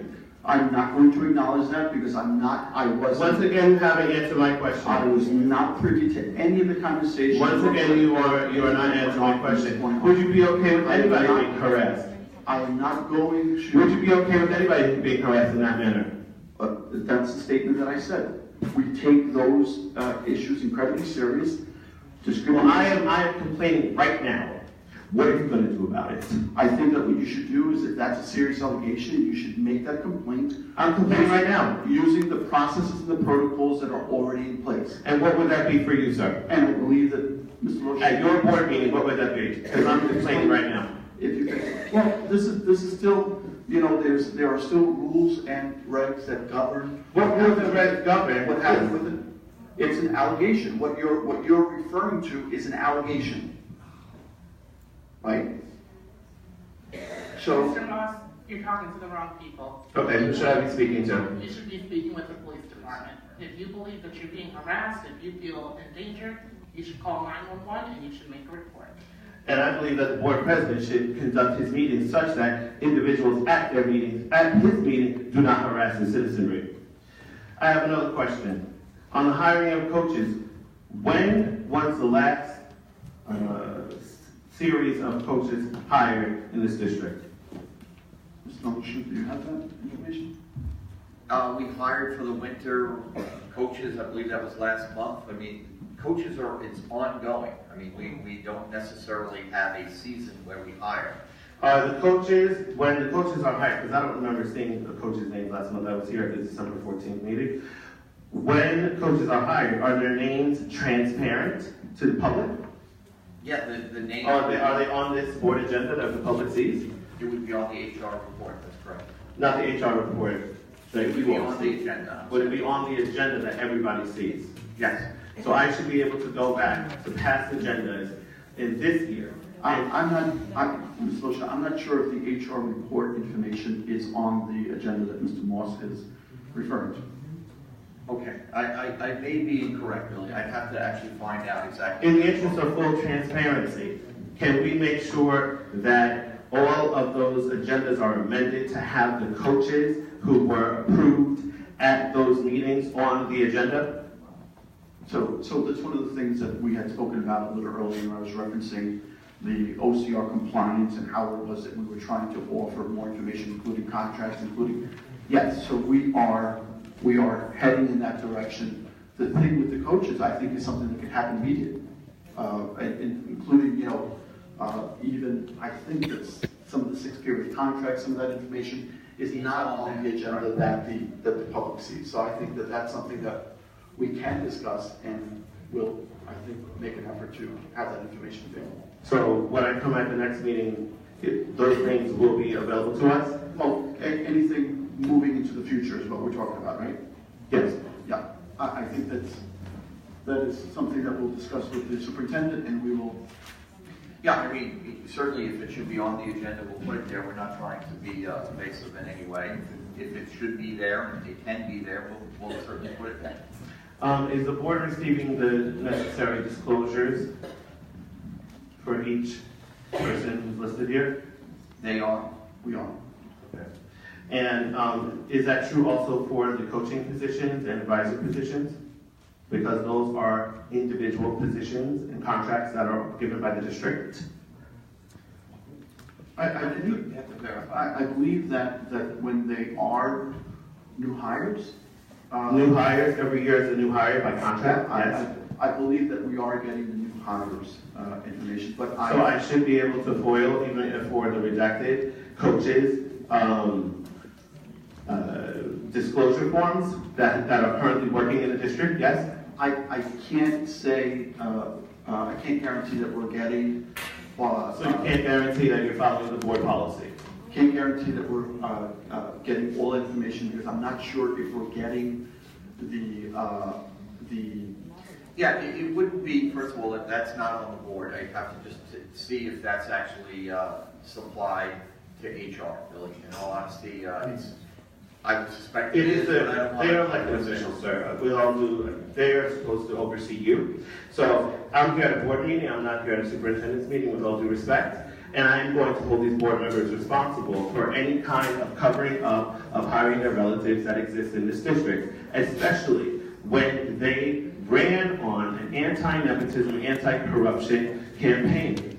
So I am interested to know exactly who is coaching in this district and why that information is being hidden from the public by the board members. They should have been the ones, as a new superintendent, especially this board president, to tell you that that's his expectation. To make sure that he's safeguarding against nepotism. So my next question is, are there any board members who had any of their children, husbands, wives, personal relatives hired this year while they were on the board? That's my question. Not to my knowledge. Not to your knowledge? Yes. Not to your knowledge. So you don't know that, let's say, an individual... I'm saying no, that I don't know of any employees that were hired that are. I can actually say definitively, no, they have not. No board members, children, stepchildren, daughters, sons, no board members, kids have been hired here in the district to coach? Yes, that is correct. I know that there is something out there, and I'll speak to that. We do have what's called volunteers. Mm-hmm. Actually, that might, there even might. Yeah, you can talk about it. And that is, that I believe that's the rumor out there. Okay. There is a, it might be a relative. I don't actually know how it's the relationship, to be quite honest with you. But that is not a paid employee. That's actually a volunteer. There is paperwork that's submitted as a volunteer, but you asked if they're employed or they're hired. The answer is no. If you're referring to someone in that capacity, it's a volunteer position. Where can one get a copy of the volunteer application? Because I've been a volunteer in this community for a very long time, and I've never heard about a process for volunteering to help the district in any way. Yeah, no, that's actually a great question, Billy. There are forms that were devised a few years ago in the athletic department for just this scenario, where people would want to come in. And let's take the football team, although I'm not implying the football team has one of these people who are volunteer. But let's take, for example, that the football, varsity football would like to someone volunteers, maybe a dad, maybe a brother, whatever the case may be, and then there is a process in place where that paperwork is submitted to the athletic department, and that person is approved or not approved. So those are applications to be volunteers. Are those applications available by FOIL? I would suspect they are. I mean, I'm sure with that, they should be available by FOIL. I have to, you actually have to FOIL it, the normal channel, and then we present it to the attorney. Okay.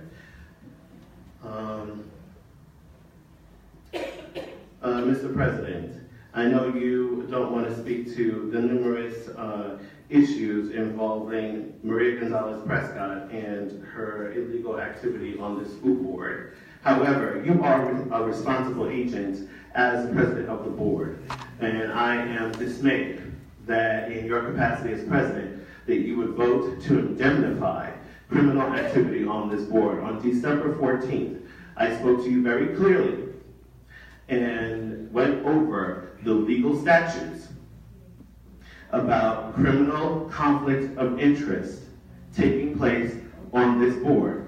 You admitted in writing to the community that Maria Gonzalez-Prescott did not inform in writing the school board or individuals in the school in writing that her husband's company was getting a contract with the district. The legal statutes are very clear. She had to do so if she had a potential conflict of interest. You know this. Why aren't you calling for her resignation if you know that she may go to jail? Mr. Moss, the issue that you're referring to is before the Commission of Education right now. She will make a decision on this.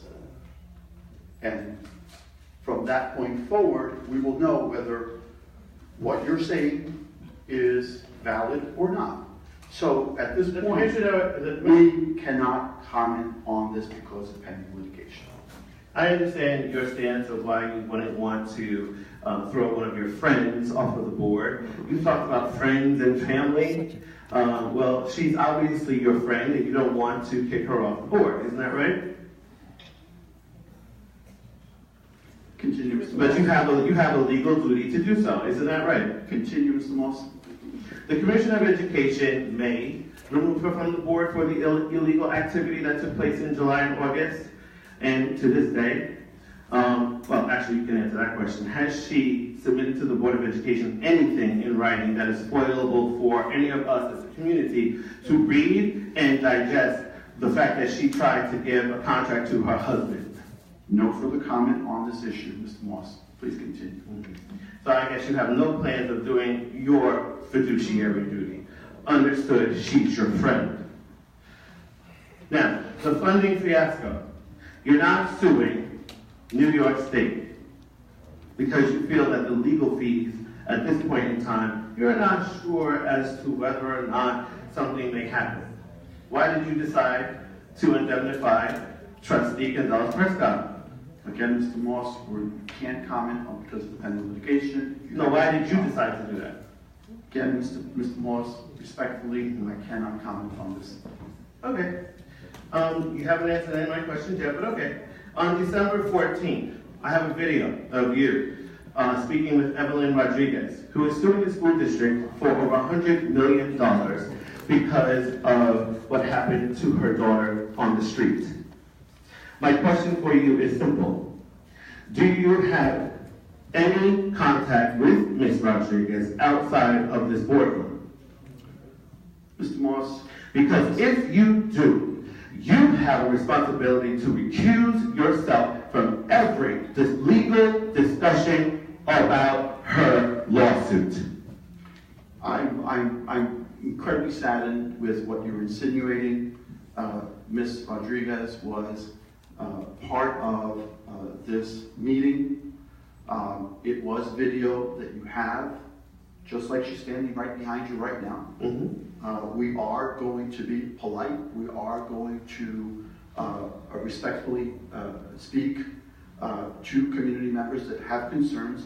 But the topic of any pending litigation never comes up in those conversations, Mr. Moss. Okay, so I'm again, I'll sorry ask my about question, what you were maybe I'll ask saying. my question differently. Maybe you didn't understand my question because No, I wasn't speaking to you here. Your question. My question was direct. Do you have any contact with her outside of this room? I can answer that question, and the answer is no. Mr. Moss, continue, please. Yeah. I seriously doubt that. Ms. Prescott-Gonzalez. Ms. Prescott-Gonzalez, do you have any, or have you had any contact with Mr. Moss, Mr. Rodriguez outside of this room? Please direct all of your questions to the chair. Mr. Chairman, are you aware of any contact that Ms. Prescott-Gonzalez has had with Evelyn Rodriguez outside of this room? Mr. Moss, what I can say as... Are you aware? Mr. Moss, and I'm going to answer your question as a general statement. Board members come into contact with many, many different people all the time. Yes, that's right. And then they should became and remove themselves from the conversation. Can I answer? So, Absolutely. People that file grievances, people that have lawsuits, people that have concerns, legitimate concerns about the school district. They're still community members. And what our obligation is to not comment, not speak about any pending litigation, just the way we are right now. Absolutely. So here's what your obligation really is, okay? If she was helping you campaign, if you were campaigning alongside her, if you have a relationship, personal or political, with her outside of this boardroom, you must recuse yourself. That is a conflict of interest that our school district no longer needs to endure. Just like he didn't go to work for 2 weeks.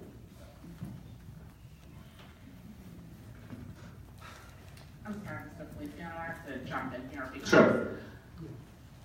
this is discouraging because we used to have a statement that was circulated with all of the agendas, basically setting forth the rules of order, the rules of engagement, how we would conduct ourselves during board meetings. And within that, it said that personal attacks would not be permitted. We haven't needed to attach that because fortunately most people have behaved appropriately, but it seems that we may need to do that again. You've spoken about Ms. Rodriguez, you've spoken about Daniel Calderon's mother. We're not here to attack community members or to personally attack anyone, so I'm sorry that we need to have it in writing, but I hope that this is a reminder that we're not going down that road again, and we really are not going to turn back the clock to those days when board meetings were handled in that manner, so I would ask that you please. My faculty meeting, the personal attacks against my mother, those were wrong, yes? The personal attacks on me, those were wrong, yes? The personal attacks on me? I'm going to ask the audience to please keep the commentary to themselves. Although you may disagree, Mr. Moss has a right to express his opinion. Respectfully. What are you talking about? You're a nut. So, I did want to also speak to the fact that Liz Cordero was up here talking about Ms. Mercado, and that you made no such comment. Why is that?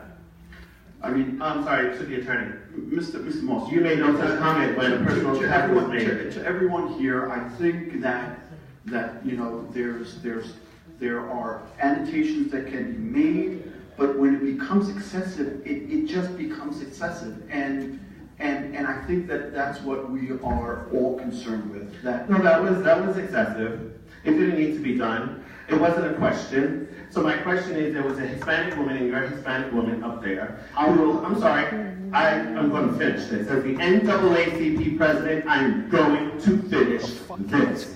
There was a Hispanic woman up here who made a personal attack on another person. Your Hispanic lawyer has just told me, trying to put me in my place as a black person, that I can't do that. Why is it that there's unfair treatment in this district? I'm not going to tolerate it anymore. And the fact that you have the peanut gallery over here, who are more of your Hispanic racists in this community, denigrating black people, is going to come to an end. We're not going to take it anymore. You don't have anything going for you. That's why you're going that route. Shut up.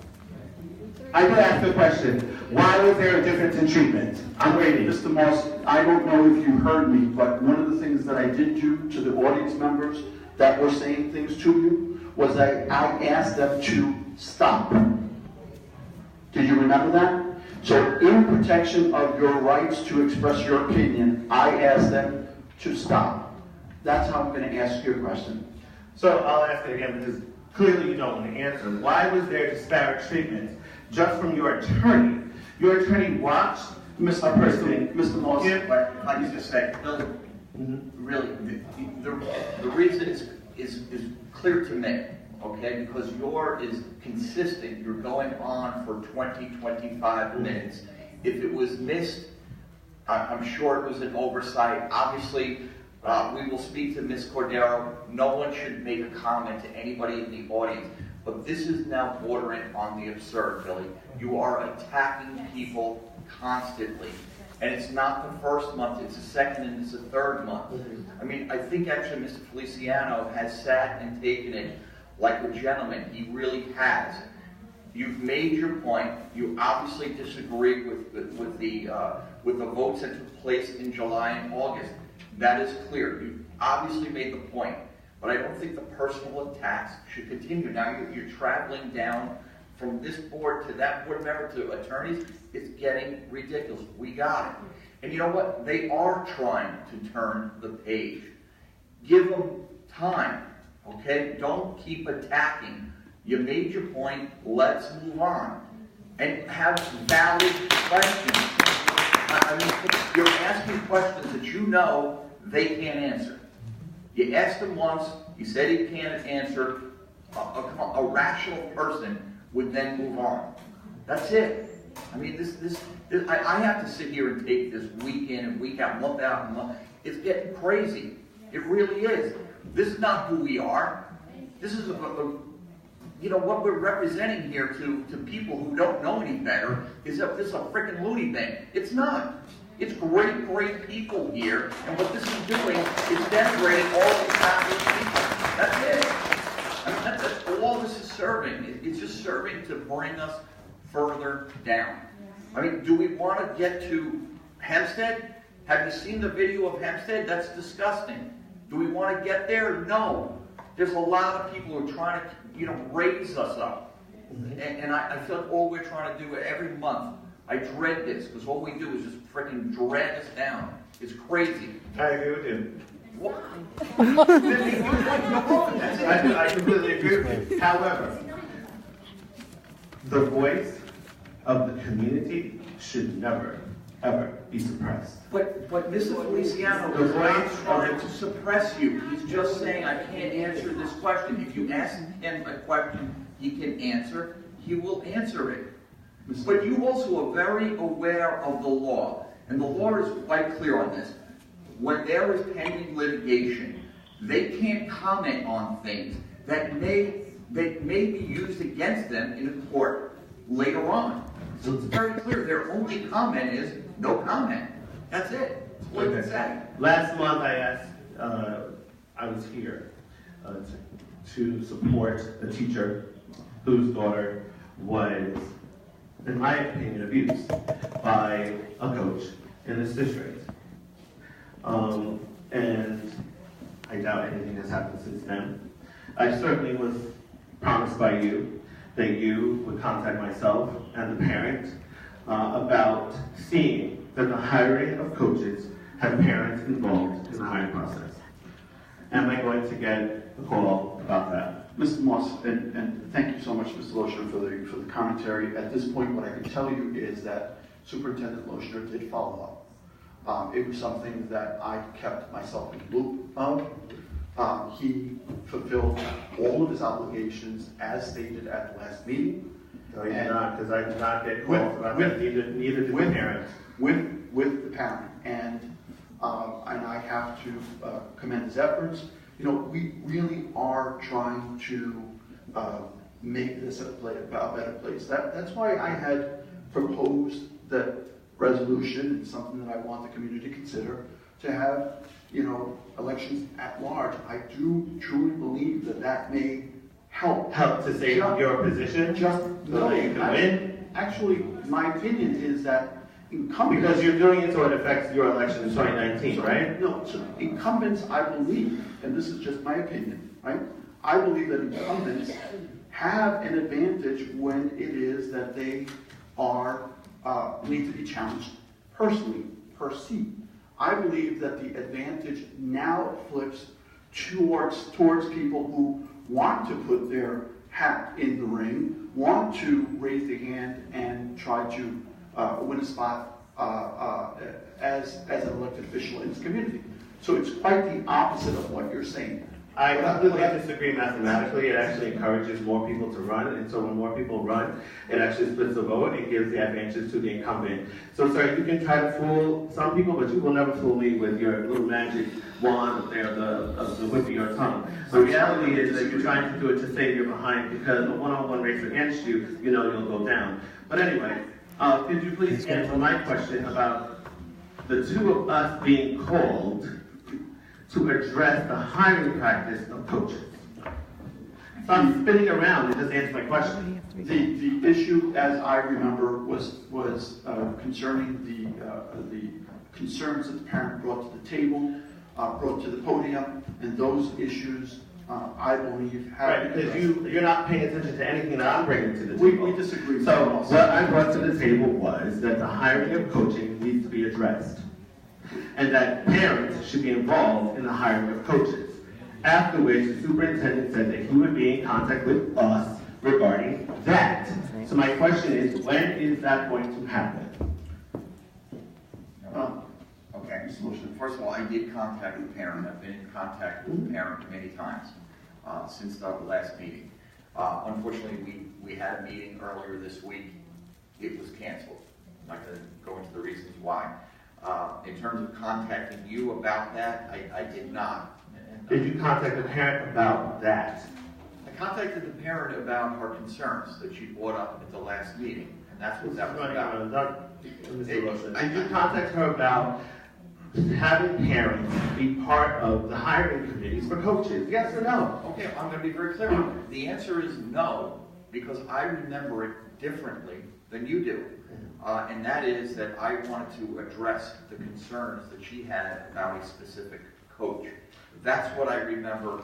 And that's not to say that the other issues wouldn't be brought to the table and talked about. In defense of Mr. Lochner, we have had these conversations personally. We have discussed this, and I took notes of what was being said, and we did have these discussions. So all of these topics are on the table, and I do know that there's a sincere effort on his part to resolve these issues. Yeah. So when are we going to be contacted? Mr. Lochner did contact... he just said that he didn't contact her with regard to this issue of the hiring of coaches. So I'll be specific. When are we going to be contacted? When should we expect to get contact from your office about the hiring of coaches and parent involvement? Okay, well, here's the story. I'm not going to contact you about parents being on a committee, because that's not the way this goes.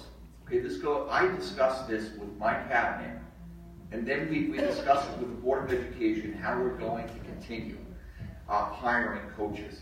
Okay, I'm not going to bring you into a conversation about the hiring of coaches right now. It's just not the way it's done. I mean, they hired me for a reason, to put action into place. I'm going to go about it the correct way. When I've made a decision about the hiring of coaches, I then will contact you. So what you're saying is you don't want to hear the parent voice, the actual parent, people who are parents and athletes in this community. You're not interested in hearing the parent voice about that issue. That is not what I heard him say. So then why would you contact me or contact her about this issue? We sit here and we listen, we take notes. This is not... I know what I'm hearing. I heard I'm not going to contact. This is not... And that means that you don't want to hear my voice, and that's not okay. Is that okay with you, Mr. Feliciano? Mr. Lawson, and I'm going to tell you, let's step further. The information that you're talking about is not information that is exclusive of one person. This affects the... You don't know what information I'm going to talk about, Mr. Feliciano. It's exclusive. It's not exclusive to one person. When these changes are implemented and these decisions are made, it goes out to the entire community.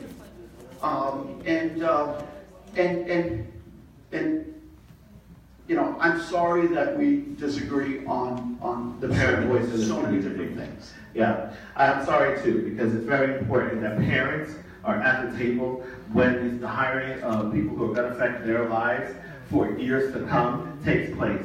In addition, coaches have a tremendous impact on children's ability to get scholarships, on children's ability to do well in the athletic program, and on their personal psyche. There's a girl sitting at home right now who is depressed over the fact that she had a rotten coach, one that abused her, one that decided that he was going to have a parent meeting off campus about her when her parent wasn't even present. This is a disgusting practice, and it needs to be brought to the voice of parents. It's disgusting that anyone would say that they don't want to speak to a parent about that. Thank you. Have a good night. Thank God. Thank you. Ms. Cynthia Cortez. Hello, good evening. My name is Cynthia Cortez. I'm a parent and resident of the community. Oh my God, I'm so flustered. Mr. Luster, you handled that so well. Thank you. I don't know about that, Cynthia. Mr. Feliciano, we need to go back to the 3 minutes. I don't got time for this. It's really just games and waving of the wand is what's going on. So I have a question. I have a few questions. What is the repercussions for teachers coming in late to school? One late, two late? Do they get written up? Do they get? Yeah, actually, we have progressive, see that? I'm not doing so well. We have progressive discipline here. I mean, if a teacher is late, obviously they will be spoken to by his or her principal or assistant principal. If it obviously you're trying to end the behavior. If it continues, then teachers have been disciplined. Obviously, there's a whole series of items. I will tell you that, it's been, many years ago, a teacher under my care when I was a math department chair, for instance, we did bring him to a 30-20A because of a similar, situation that you just mentioned. Okay, the reason why I asked is because there was a student that was late to class twice and received ISS. Well, I mean, of course I called and stopped it, but, is that what's the policy? Is that what's happening to these kids? They're late for class and then they go immediately straight past the parents, straight past detention or anything else, straight to ISS? Actually, no student should be assigned ISS without the administrator speaking to the parent first. So I'm sorry about that. If you could just, make me aware of that, we'll straighten that out. Okay. And two, I will just comment on two. Two seems very, very quick to end up in an ISS. It happened. Yeah, I'm sorry about that. But you have to let me know about the situation. Okay, no, I already spoke with him, but I'm letting you guys know this is what's going on right now. So the other question I have is, how often are you board members reading your emails regarding things regarding our districts? Are you guys reading your emails every day, or do you need to be alerted? A special bird flying into your window? No. I would say that on the regular, it happens on a regular basis, and we have to. It's our obligation. And one thing that I just wanted to say to something that Mr. Loshner said. Mr. Loshner has volunteered himself over and over again. Come speak to me. Come speak to me. In his defense, he didn't do nothing wrong. Well, he said to you just now, this is something that you should speak to me about. I believe that really, what should happen is that you should go to the building administrator first. Which I did. And that is where you should find the resolution that you need. I found the resolution for my child, but I'm just letting you guys know. I wanted to know where you guys stood or what the policy was, because it was crazy for me. Absolutely. So what I'm suggesting, and I thank Ms. Loshner for always putting that out there, but to all parents, start at the building level. Make sure that administrator is put on notice as to the things that you are concerned about. And I'm going to tell you that you're going to get some kind of positive resolution, because the administrators are going to take parent concern seriously all the time. So that's what I'm. All right. Okay. Next. Within our budget or whatever, compared to the other districts, a lot of other school districts have like these portable electronic devices, iPads or whatever it's called. Why don't our students have that? Actually, it's something that we are discussing right now through the Smart Schools Bond. There's, I think it's $23 million or $21 million that's going to be available to the Brentwood School District. Priority number one is to build the infrastructure so that we can support all of these devices. So that is something that we are contemplating right now. There are a whole bunch of different issues that we have to deal with, but that is something that we're working on. Okay, and my friend also gets text messages like whenever her daughter's late or a grade or a failing grade or a good grade. I want that. I want to know everything. Okay, you do know we have a portal. We have a portal that, so You do know that not every teacher uses it. Believe me, I know that. Okay. And we are trying to work towards getting 100% compliance by the teachers. Okay. All right. Thank you. Oh, that was surprising that you were done. I'm sorry. Mr. Winston.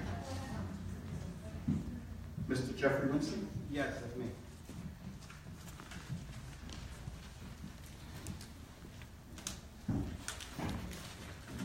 Good evening, everyone. My name is Jeffrey Winston. I reside in the neighborhood. I also have 2 children that attend the school district. I've come today because I come to address a concern that I've brought to the attention of the administrators, of the superintendent, and still to this day I still haven't had a response. You just mentioned, not just after this young lady spoke, but on several other occasions that you guys get positive responses, that you guys check your emails frequently. I sent 4 emails. I haven't received an email back. It's been 3 months now. I still don't understand what's going on. I haven't had any clarification of the situation and how it was intended it was going to be handled. It was falsified information that was used, I guess, to try to get me out of the district. So I just want to know where that's going. First of all, I'm not familiar with what you're talking about. Secondly, first of all, it's an employee matter, so it can't be discussed in this venue.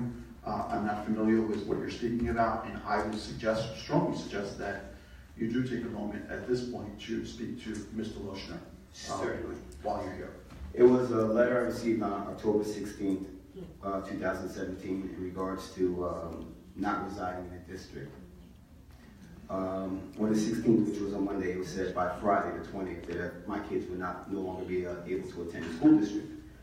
Immediately, I addressed that concern. I spoke with Cristobal Benitez Tuesday morning on the 17th in regards to the situation. He said he was going to address it. He would call me back. He called me back and said, you don't need to come to the school. I cleared everything.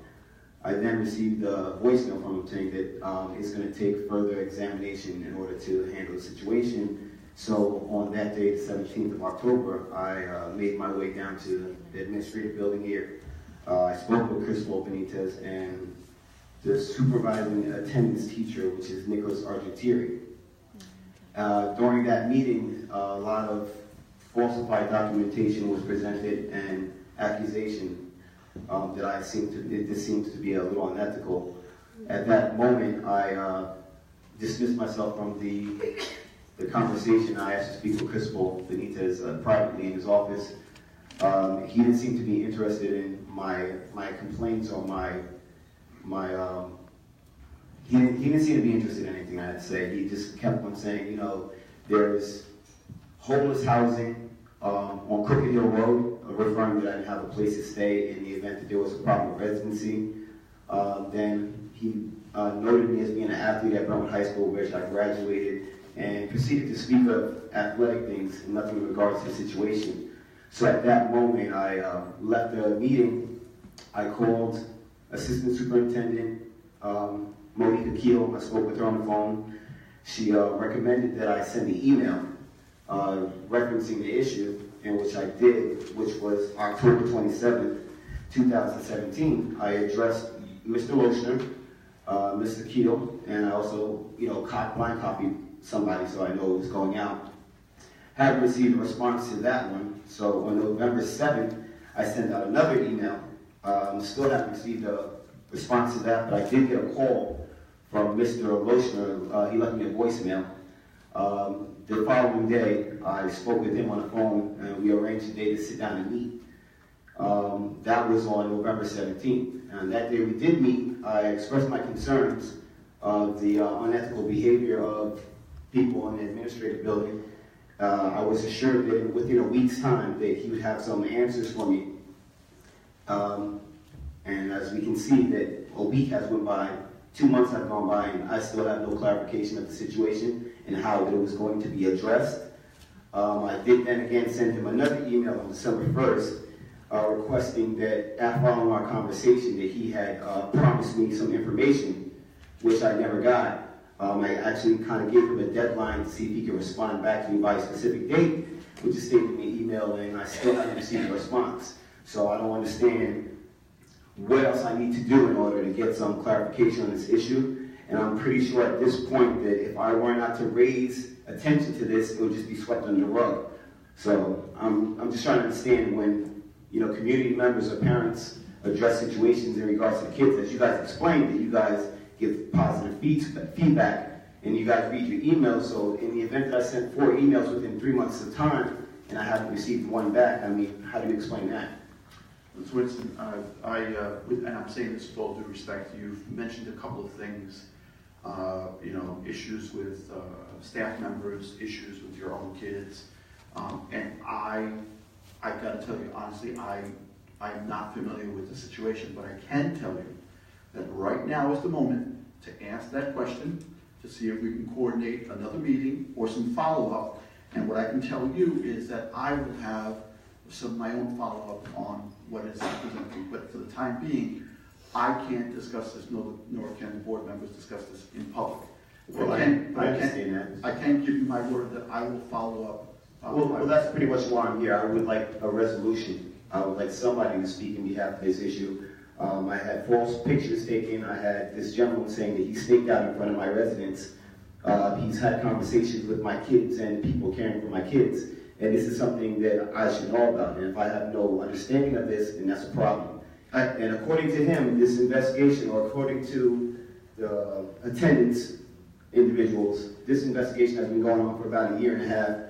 And it wasn't until October 16th that I became aware of the situation. So if you guys are investigating me, or you're stalking and staying in front of my house, if you're talking to my relatives, if you're talking to family and friends, or even my children, that's something that should have been brought to my attention and was not. So I want to know what information was gathered. I would like to see this information, or speak with someone who can direct me to how your investigators come about their information to prosecute or even send out the documents in which they do.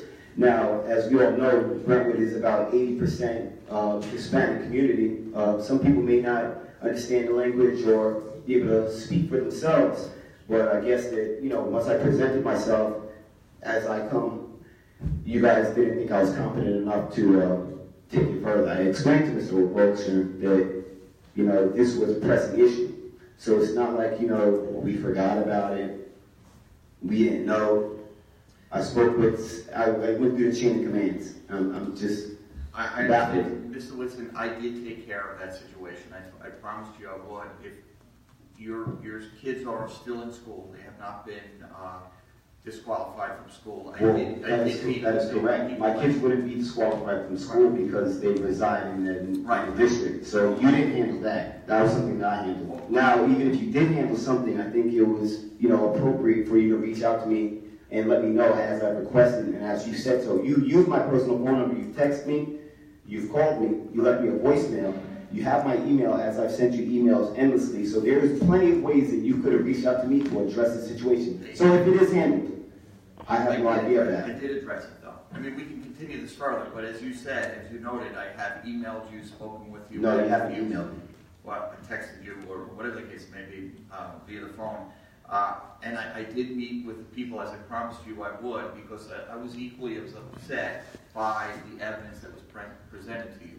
And I did meet with the people involved. And I did ensure that your kids would not have any disruption to their school day or to their schools. Well, that was already clarified before leaving October 17th. So I brought it to you afterwards because I wanted to see how you were going to handle the false investigation. Right. Well, that's presented by your employees. I can't tell you everything that I'm doing with personnel, but I can rest assured that I imagine since it was taken care of with your kids, you also wanted to ensure that other kids wouldn't be meeting the same fate. And that's kind of what I took care of when I'm not sure that you're understanding what I'm saying, though. Well, the issue when it's presented to you, it had already been addressed and it's already been rectified. In essence, my kid's not leaving the district. Now, what I presented to you was the falsified information and the way your investigators conduct their investigations. Now, you were supposed to collect information to present to me as I presented to you some of the stuff that was given to me. You were supposed to collect information and present it to me so that we can take a look at it to see how this all transpired. You have not reached back out to me to clarify those issues. Yeah, I apologize. Then there's a misunderstanding. I really wouldn't go over exactly what I went over with the people in the registration. There are certain things that I had to keep internal because that was an internal investigation about I understand staff members. So I I'm not understand. going to share that.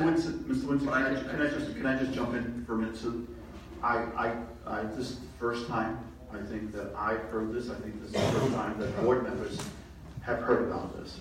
So what I can tell you is that what Mr. Lochner is telling you is correct.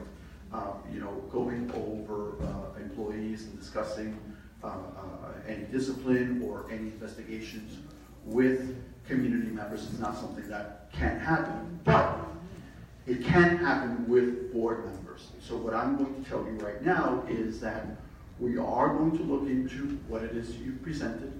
We will discuss this with Mr. Lochner and our attorney to see what it is that you're referencing.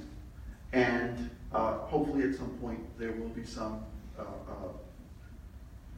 further resolution that will satisfy your concerns. So at this point, I've heard you. I think the entire board has heard you very clearly.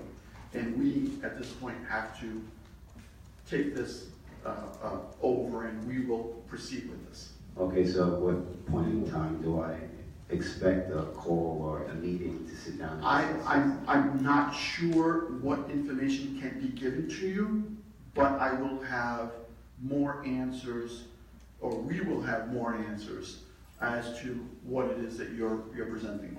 Okay, so who do I look forward to hearing from? Mr. Lochner would probably end up being your contact person. And do we have a definitive date of when I may receive it? I have a busy schedule, so this is taking time out of my schedule to come here to discuss this to get my point across.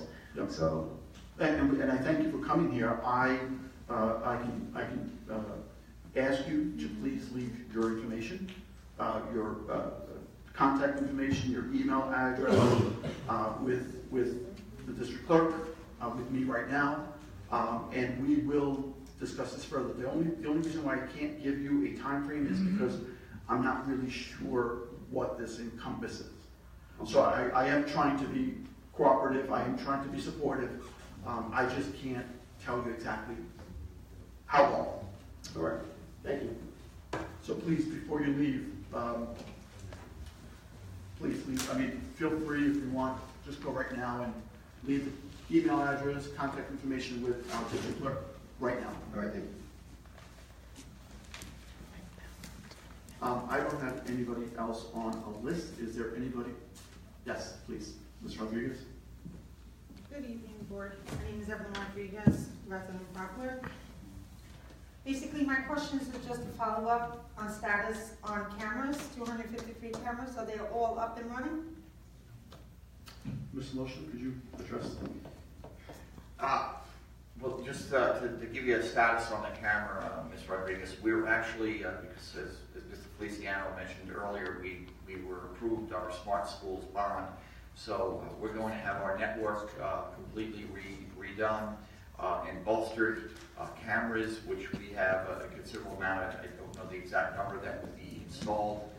That's all currently taking place. The 253 cameras, what was that again that you're measuring? the 253 cameras that were promised to the Burnham School District to be up and running before September of 2017. I know when I was speaking to Mr. Sanchez, they were doing a few cameras up in the high school, but they couldn't really do 100% due to the fact of the students being in school. So we were waiting for the summertime to do this, Right. in between breaks.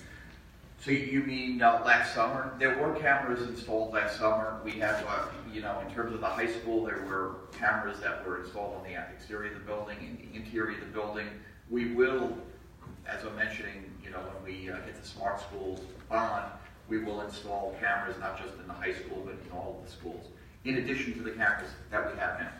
Okay, in regards to the smart fund, the $21 million, you guys applied that 491 days ago. What's the status on that? The Smart Schools, Yeah, because we spoke about that last year, It's right actually- after the incident. the first phase was approved just last month. And actually, we mentioned, I believe, at the last board meeting, and now we actually have the money. We're already starting the process. We're doing. So you have the $21 million then? No. Only it's actually slightly less than it's more than $8 million, but this first phase will only spend slightly less than $8 million. Then you apply for the next phase, which we're in the process of doing.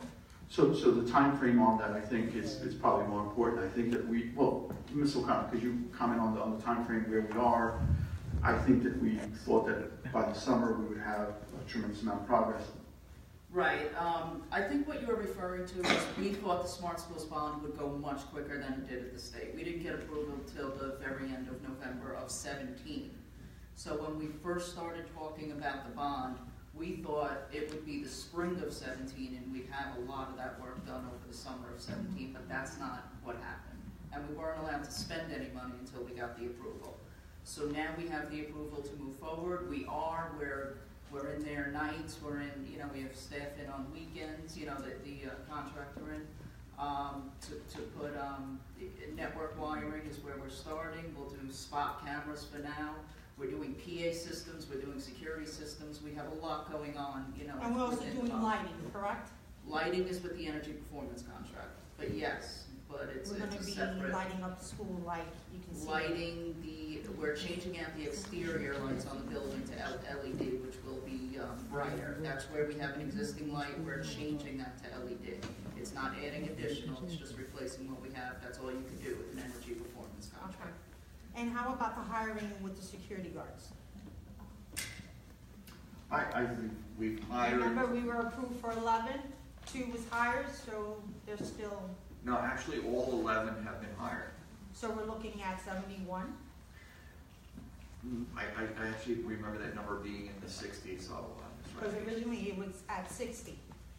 With the 11 will be 71. I don't want to, misspeak. I really don't know, but I know that we have hired. We're actually hiring constantly in security. One of the reasons being is, people retire, some are getting, going out on leaves, and we're hiring in those positions. So I'm a little unclear as to Yeah, because when we spoke last, what was happening, whoever was ready for retirement was gone. Whoever was part-time, you moved them up to full-time, Full-time, DM right. back up to part-time. So really, the status of the security guard was changed, it's just moving it, flip-flopping. No, the number has You know what I'm increased. saying? Well, but I mean, one of the things that the district did do in order to increase coverage was overtime. So the guards that were there were working more hours. So that was part of how it was that we filled the gap. All because I'm saying is when I'm driving throughout the school district, I'm seeing security cards with no security person inside. When I walk into the school, there is no security guard. So that's what I'm saying. So my question is, all schools have security guard in the building at all times? Ms. Wilshire, I'm not really sure. No, that's not, there are still 4 schools that are actually sharing a security guard. Actually, we met with the head of security yesterday, and we're putting into place, to hire security guards 10-month security guards where we get coverage in every single building. That's our goal. But the 11 that initially started, that you initially asked about, that wouldn't put a security guard in every single school. So that's actually in addition to the 11 that you mentioned. Okay, and how's the manpower up at the high school? What security guards are we looking at there? I can't give you the number, Ms. Rodriguez. There's a lot of reasons why I can't, but the coverage there has increased, since last year. Okay. Now, I have concerns with a lot of parents. They feel that these individuals, they're dominating the cafeteria and the bathrooms, and their child attending the high school have to reroute themselves. Why is that still happening? Cafeteria is being dominated. A lot of students don't go into the cafeteria just to avoid the situation.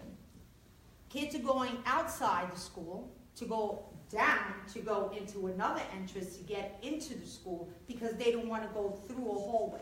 Why is that still in existence?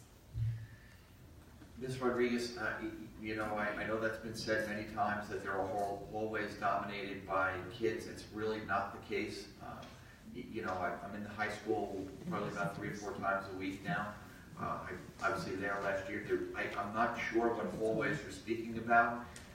The cafeterias, I got to say that they're full. The kids, they're filled to capacity really virtually every single period. If there are kids that are avoiding the cafeteria, you please tell them to go to administrators so we can figure out. When speaking to the parents, I did inform them to go and speak to you. They said they have and spoke to other administrators, and the response was, you guys don't know how to handle it. Yeah, that would never be a response. I'm just giving you the info, and this is what's occurring. Right. Well, again, I'd say that that's not the case at all. I just mentioned that we have a tremendous amount of security up there. The administration is extremely active. They're in the cafeterias every single period, as is security. We have teachers. Any given time, you're going to go into a cafeteria and there'll be at least 3 or 4 teachers in there, along with a monitor or 2 monitors. So, we have them staffed pretty well. I do feel bad if kids are saying this. Certainly, it is valid. The only thing I could say is, again, bring it to administration. Again, and we'll see if we can address it. In terms of hallways, the only thing I can say is that, the reality is, as been mentioned here this evening, we do have a tremendously diverse population. There are many Spanish-speaking students, as you know. So there are, quite frankly, there are hallways where there's 5 minutes, the bell rings, it empties at, in between classes, that is. We have 4,500 kids that are packed into that, 4,600 kids that are packed into that building. Yes, there will be hallways where there are a tremendous amount of kids in those hallways.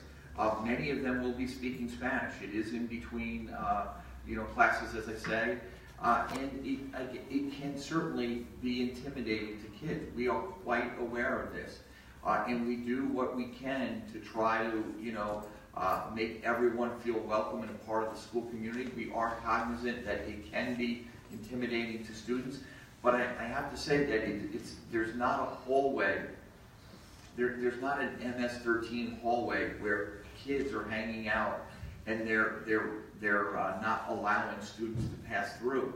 That's just not the case. If it happens, we have to know about it. And I promise you, the high school administration. Before, it's called a poppy hallway. In that, I've heard that also, and I don't know. I've heard that phrase again, and we've spoken about it in team meetings. And if somebody could tell me exactly what hallway is the poppy hallway, just let me know which one it is, and we'll put our efforts to making sure that this poppy hallway is not keeping kids from passing through it. Okay. Can you answer my question? With the booth out front of the high school, what time does the security guard is there until? The booth in front of the high school? Yeah. You know, I'm not so sure, Ms. Rodriguez. I know it probably does, fluctuate maybe depending on the activities. There's certainly one there before school begins. A good. And they're out of there between 3:30? I don't want to, Mr. Moshner, I'm not sure. I'm sorry, I need to interject. But just out of curiosity, is there a camera facing the booth so we can see license plates of cars coming in, and cars going out? And I think that would kind of alleviate some of the parental stress. I think they are, right, just in those poles, just above, but I couldn't. I'm just wondering. Right. I've never heard. There are some cameras there. I don't want to say that they can pick up license plates. But I will tell you one of the things that we are doing. We are, I don't know if you've noticed the barricades that are in front of many of these schools. That's our goal too, is to lock down schools when students are not in attendance. So we hope in another year or two to have all of the schools have those gates so people can't come into parking lots when there's no activities going on. In terms of the security guard, we do pull a security guard. I'm just not sure what time. Okay, another question. Students hopping over the fence right behind the football field and right here, if I'm not mistaken, direction. Over here. Like you're talking about in groups. I stood one time for 14 minutes and I did not see one security guard. Now if you have the cameras up and running to some extent, they should have captured that. I made 3 phone calls in 1 month in regard to students hopping the fence. Not 1 or 2, we're talking about groups. My concern is, these students attend the high school? Or they're not? Because you got kids in the high school that graduated 2 years ago and they're getting in with their old ID. That shouldn't be allowed. We had discussed about getting color-coded IDs so you know exactly what school they're coming from for after-school activities. What's the status on that? Actually, I'm looking into, we're looking into getting what's called scholarship or a similar program where students next year will have an ID, obviously unique to them. And when they enter the building, they're going to swipe it and a picture will come up with their picture right on the computer. So we're going to know every student who enters the building, whether they attend that school, obviously, and whether they belong there that day. But we are, looking into upgrading our security system with kids entering the building. I think that to the point that Ms. Rodriguez is saying is, we have graduates that are coming back, and I remember the conversation. What is it that we can implement now that would at least reduce the amount of kids that could get into the schools with their old ID? And they stay there. Yeah. Pretty much the whole day.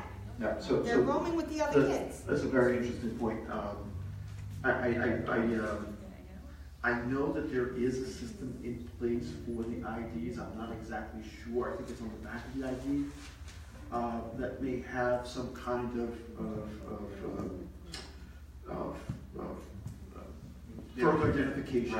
Right. But I think your point is well taken. Like, is it that that we are school IDs issued on a yearly basis? Yes. They're issued on a yearly basis, yes, and it does have a picture of them on the ID. It's not a fabulous picture sometimes, So for the pictures are sometimes used. But it may be something as simple as adding, a stripe, kind of like the New York State inspections on your car. Change the color on the stripe, and you'll know whether or not I can't walk in with a yes. badge and flip it over, Yeah. and you're only seeing behind the ID. Yeah. And you're assuming that the student belongs in the school. Yeah. And originally, that student doesn't. The other question, we spoke about this last year in regards of getting students from Stony Brook into the elementary schools to help out the teachers. Because a lot of parents have concerns that the teachers are not finding quick enough about their child if they're falling behind. Because you're talking about 28 to 31 students in a classroom.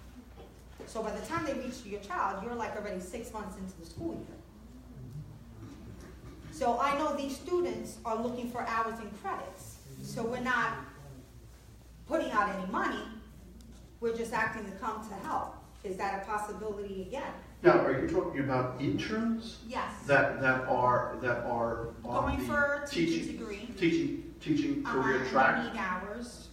Or just kids that need community service No, hours? we're talking about students in college becoming a teacher. They need hours. I think that already happens. Ms. Locher? No, not in Well, elementary. we do have, first, there's two things with students in college that are going for an educational degree. You first have an observational hours requirement. It could be anywhere from 45 to 60, 75 hours. We do get many students from Stony Brook as well as St. Joe's and other local, actually SUNY Portland, that comes down quite a bit.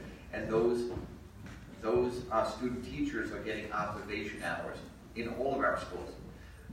And then we then have obviously student teaching from Stony Brook as well as the local colleges, where kids come in and they teach a certain amount of weeks in the elementary school and then on the secondary level. So we have a very vibrant internship program. I don't know if that's what you're speaking about though, Because I know in the inside the elementary, they're very short. They're pulling aides out to cover another classroom. Meanwhile, that teacher needs help in that classroom, but there's not enough hands. I thought maybe we can start looking into something for that. I'll have to find out about this program. You said you mentioned it last year. I'm not sure about it. I will tell you this, that the cabinet, we have been speaking about what we can do to attract monitors and TAs to assist in classrooms. We will be having a job fair for the TAs and monitors later this spring, and we hope to open up with quite a few of the support staff that you're mentioning. Okay. I also want to say really quick, when things happen within the school district, why are we getting the phone calls days later? Can we change that? When you guys hear something or when you know something, parents should be informed very quickly so we can protect our child. I think that we have changed that. I think maybe there was... The incident that happened in December, the situation happened on Tuesday and Wednesday. We did not get a roll call until Thursday evening at 5:57. Press conference was held at 3:12 that same day. Okay, and I think I know exactly about what you're talking about. If there's something This out there incident that over us by the parents that library, need to be yes. alerted, Yes. so we can help out and make sure our kids are coming home safely, Yep. we should be informed right away. There Yep. shouldn't be no hesitation whatsoever. I agree, and I know that all the board members agree, and that was, there was something peculiar that happened there. I know that Mr. Loshino was in contact with law enforcement, and they were working in tandem, but absolutely, we agree 100%. Like I don't know what happened behind the scenes or what Yep. happened, but I'm just saying, things like that, parents should be automatically Yep. informed. I think I did, I thought I sent out, it was on the same day. Thursday at It 5:57. happened. That's the phone call Yes, I got. but it was after the press conference, and I think that was something that was concerning to the community members, but we hear you, and it was after the press conference. So the first you heard of it was through Channel 12. Okay, one more thing and I'm gone. In regards to what Liz was speaking about and teachers and how do they speak to students or even to a parent. Now there was the one situation that an evening night school teacher had said to a student. Person had a doctor's note. Teacher got a little snippy. Her remarks to the student was, that's why people like you don't amount to anything. Now, do you think that's right for a teacher to say to a student, knowing that we're already having trouble with our students with self-esteem, getting them motivated, and for a teacher to come out like that, it's totally wrong. Person reported it to the evening principal. That was just a waste of time. Person called next day to speak to the morning principal. Pretty much is the evening principal's responsibility. Investigation was done, as they say, but it was not done. The students in that classroom was not interviewed. So what are we doing with situations like that occurring? You see, and that's, it goes back to the same thing. So, let's take the title out of it, and let's not talk about teachers. I don't think that anyone has the right to, and I want to say, not just myself, but I want to say Because to me, I would take that as a Mr. racial Mr. remark. Yes, I think that we're in agreement that is absolutely something that is not to be tolerated. And we have situations where, it's a child who's making an accusation. I know that that's hard to sometimes prove and follow up on, but I think that we have parents who are involved, who know that, they can continue up the chain of command until there's a resolution, until there's something that can be found. Now, But you know what?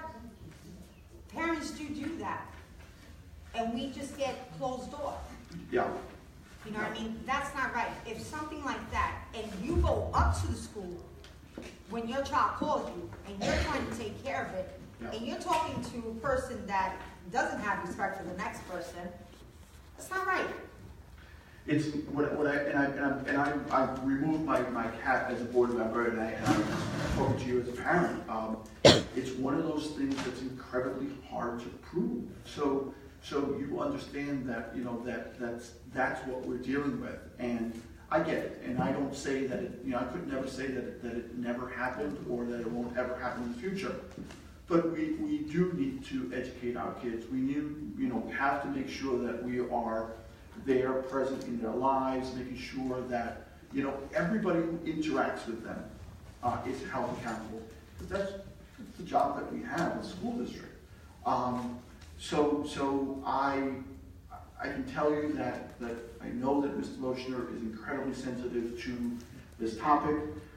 It's funny because as we were sitting here, I was listening to you, and it's no disrespect at all, but we have to think of something that can empower this community. And I don't know if this is legal or not, but I was flipping through the channels and I was watching a new show that was called Undercover High.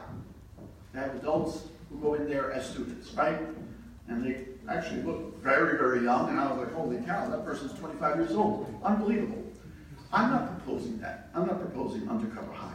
What I'm proposing is maybe we should look at how it is that parents can involve themselves on a daily basis to be able to walk into a school under supervision, right? Under notice through with the school administration. And again, I don't know the legalities of this, right? But to be able to say, listen, we're quality control. These are our kids. This is our taxpayer money. We would like to visit. Pick a school, any school, right? I did that. As a team. But what I'm saying is it's structured in a way that would give parents a chance to look at what it is that you're saying. So Mr. Lochner said, look, I don't know where the Bobby hallway is. I believe him. But if we had a group of parents, maybe it's not even a group of parents, maybe it's two parents at a time, who decided and it's, you can make this very formal. You could say that, listen, these are the parents that are going to be available to do these things. You call, an hour or 2 hours ahead of time. We'd like to sit down. One of the things that I have always thought about doing as a board member, I like to go to school and just pull the lunch right off the rack that the kids are eating, sit down in that lunch room and see what it's like, see what they're being fed. I mean, we've talked about this forever. And I think that that's something that can happen. I don't know. It's my opinion. I think a lot of parents don't know that they can do that. When my kids went into middle school, yes. I'm not sure if they can. I walked with them every period, sat in the back of the classroom, observed my child and the teacher, make sure that they got along. Because remember, sometimes teachers and students don't hit it, they just clash. Yeah. And that's nobody's fault, that's just life. But that's what I did in the beginning and at the end. And a lot of parents don't know that they can ask those questions, that if they can do that. So what I can tell you is because of these continued conversations, we will have a conversation as a board. We'll look at this, right, as an idea. We will run it by the superintendent, we will run it by our attorneys, to see if there's something that could be created to address these issues that are constantly being brought to us. And again, some of them are rumors. And just like Mr. Loescher said, some of them are just rumors because we know that there are 4,500 kids at the high school, and you know, they're not all bad apples. I want to say that, you know, it's 98% of the kids are doing what they're supposed to be doing.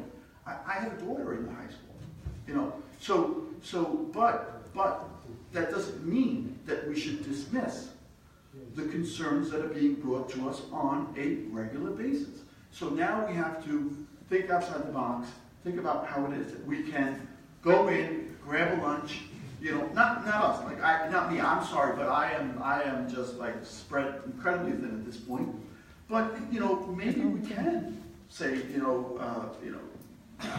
the parents that are here, you know, Ms. Cordero, Ms. Cortez, we see you all the time. Hey, you have a time during the day? You've gotten the fingerprint clearance, right? Because I think that that's something that we need to make sure that we're not, you know, out of compliance. You have all the clearances that you need in order to be in that school, right? And you pick a school. Today it may be West, tomorrow it may be East.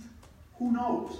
But we can't continue to spin our wheels on these topics because I do believe that there are legitimate concerns, right? And some of those concerns have not gotten to the right people. But I also believe that some of those concerns are blown out of proportion, and we've got to find a way to bring those to a happy medium. So what I can tell you is that we will have this conversation, and we will try and figure out a way to put a quality control into place, quality control measures into place that is spearheaded by the community, parents.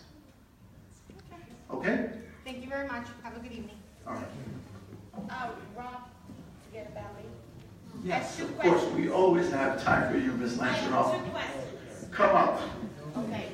Carolyn Langeroth, Brentwood taxpayer. I have 2 questions. What do you do with a security guard who takes the truck out of district?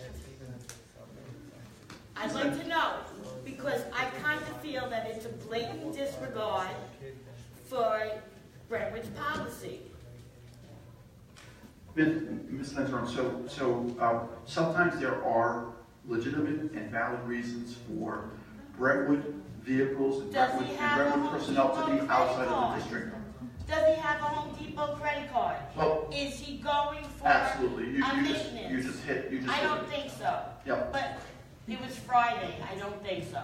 So there are legitimate reasons for staff and personnel to be outside of the district. You know, if there are any concerns, I think that they should always be brought up to the administrator in charge. Okay, they were in the town of Babylon. Employee issue. Yeah. Employee issue. Again, you know, this Okay. and again, this is I'm this is just what letting you know this is that this is you this work is for Brentwood, but you take the Brentwood truck to Babylon. Where's the policy? okay. So I don't know what the scenario or the circumstance may Okay, be. I'm just letting you know. What is the policy? But this is where we go back to the. It was raining out, so there was no sports. This is where we go back to the same Okay, thing. Give me a minute. So goes back to the same theme that we were talking about a little while ago. Some of these things are incredibly hard to prove. Some of these things are going to be a he said versus she said.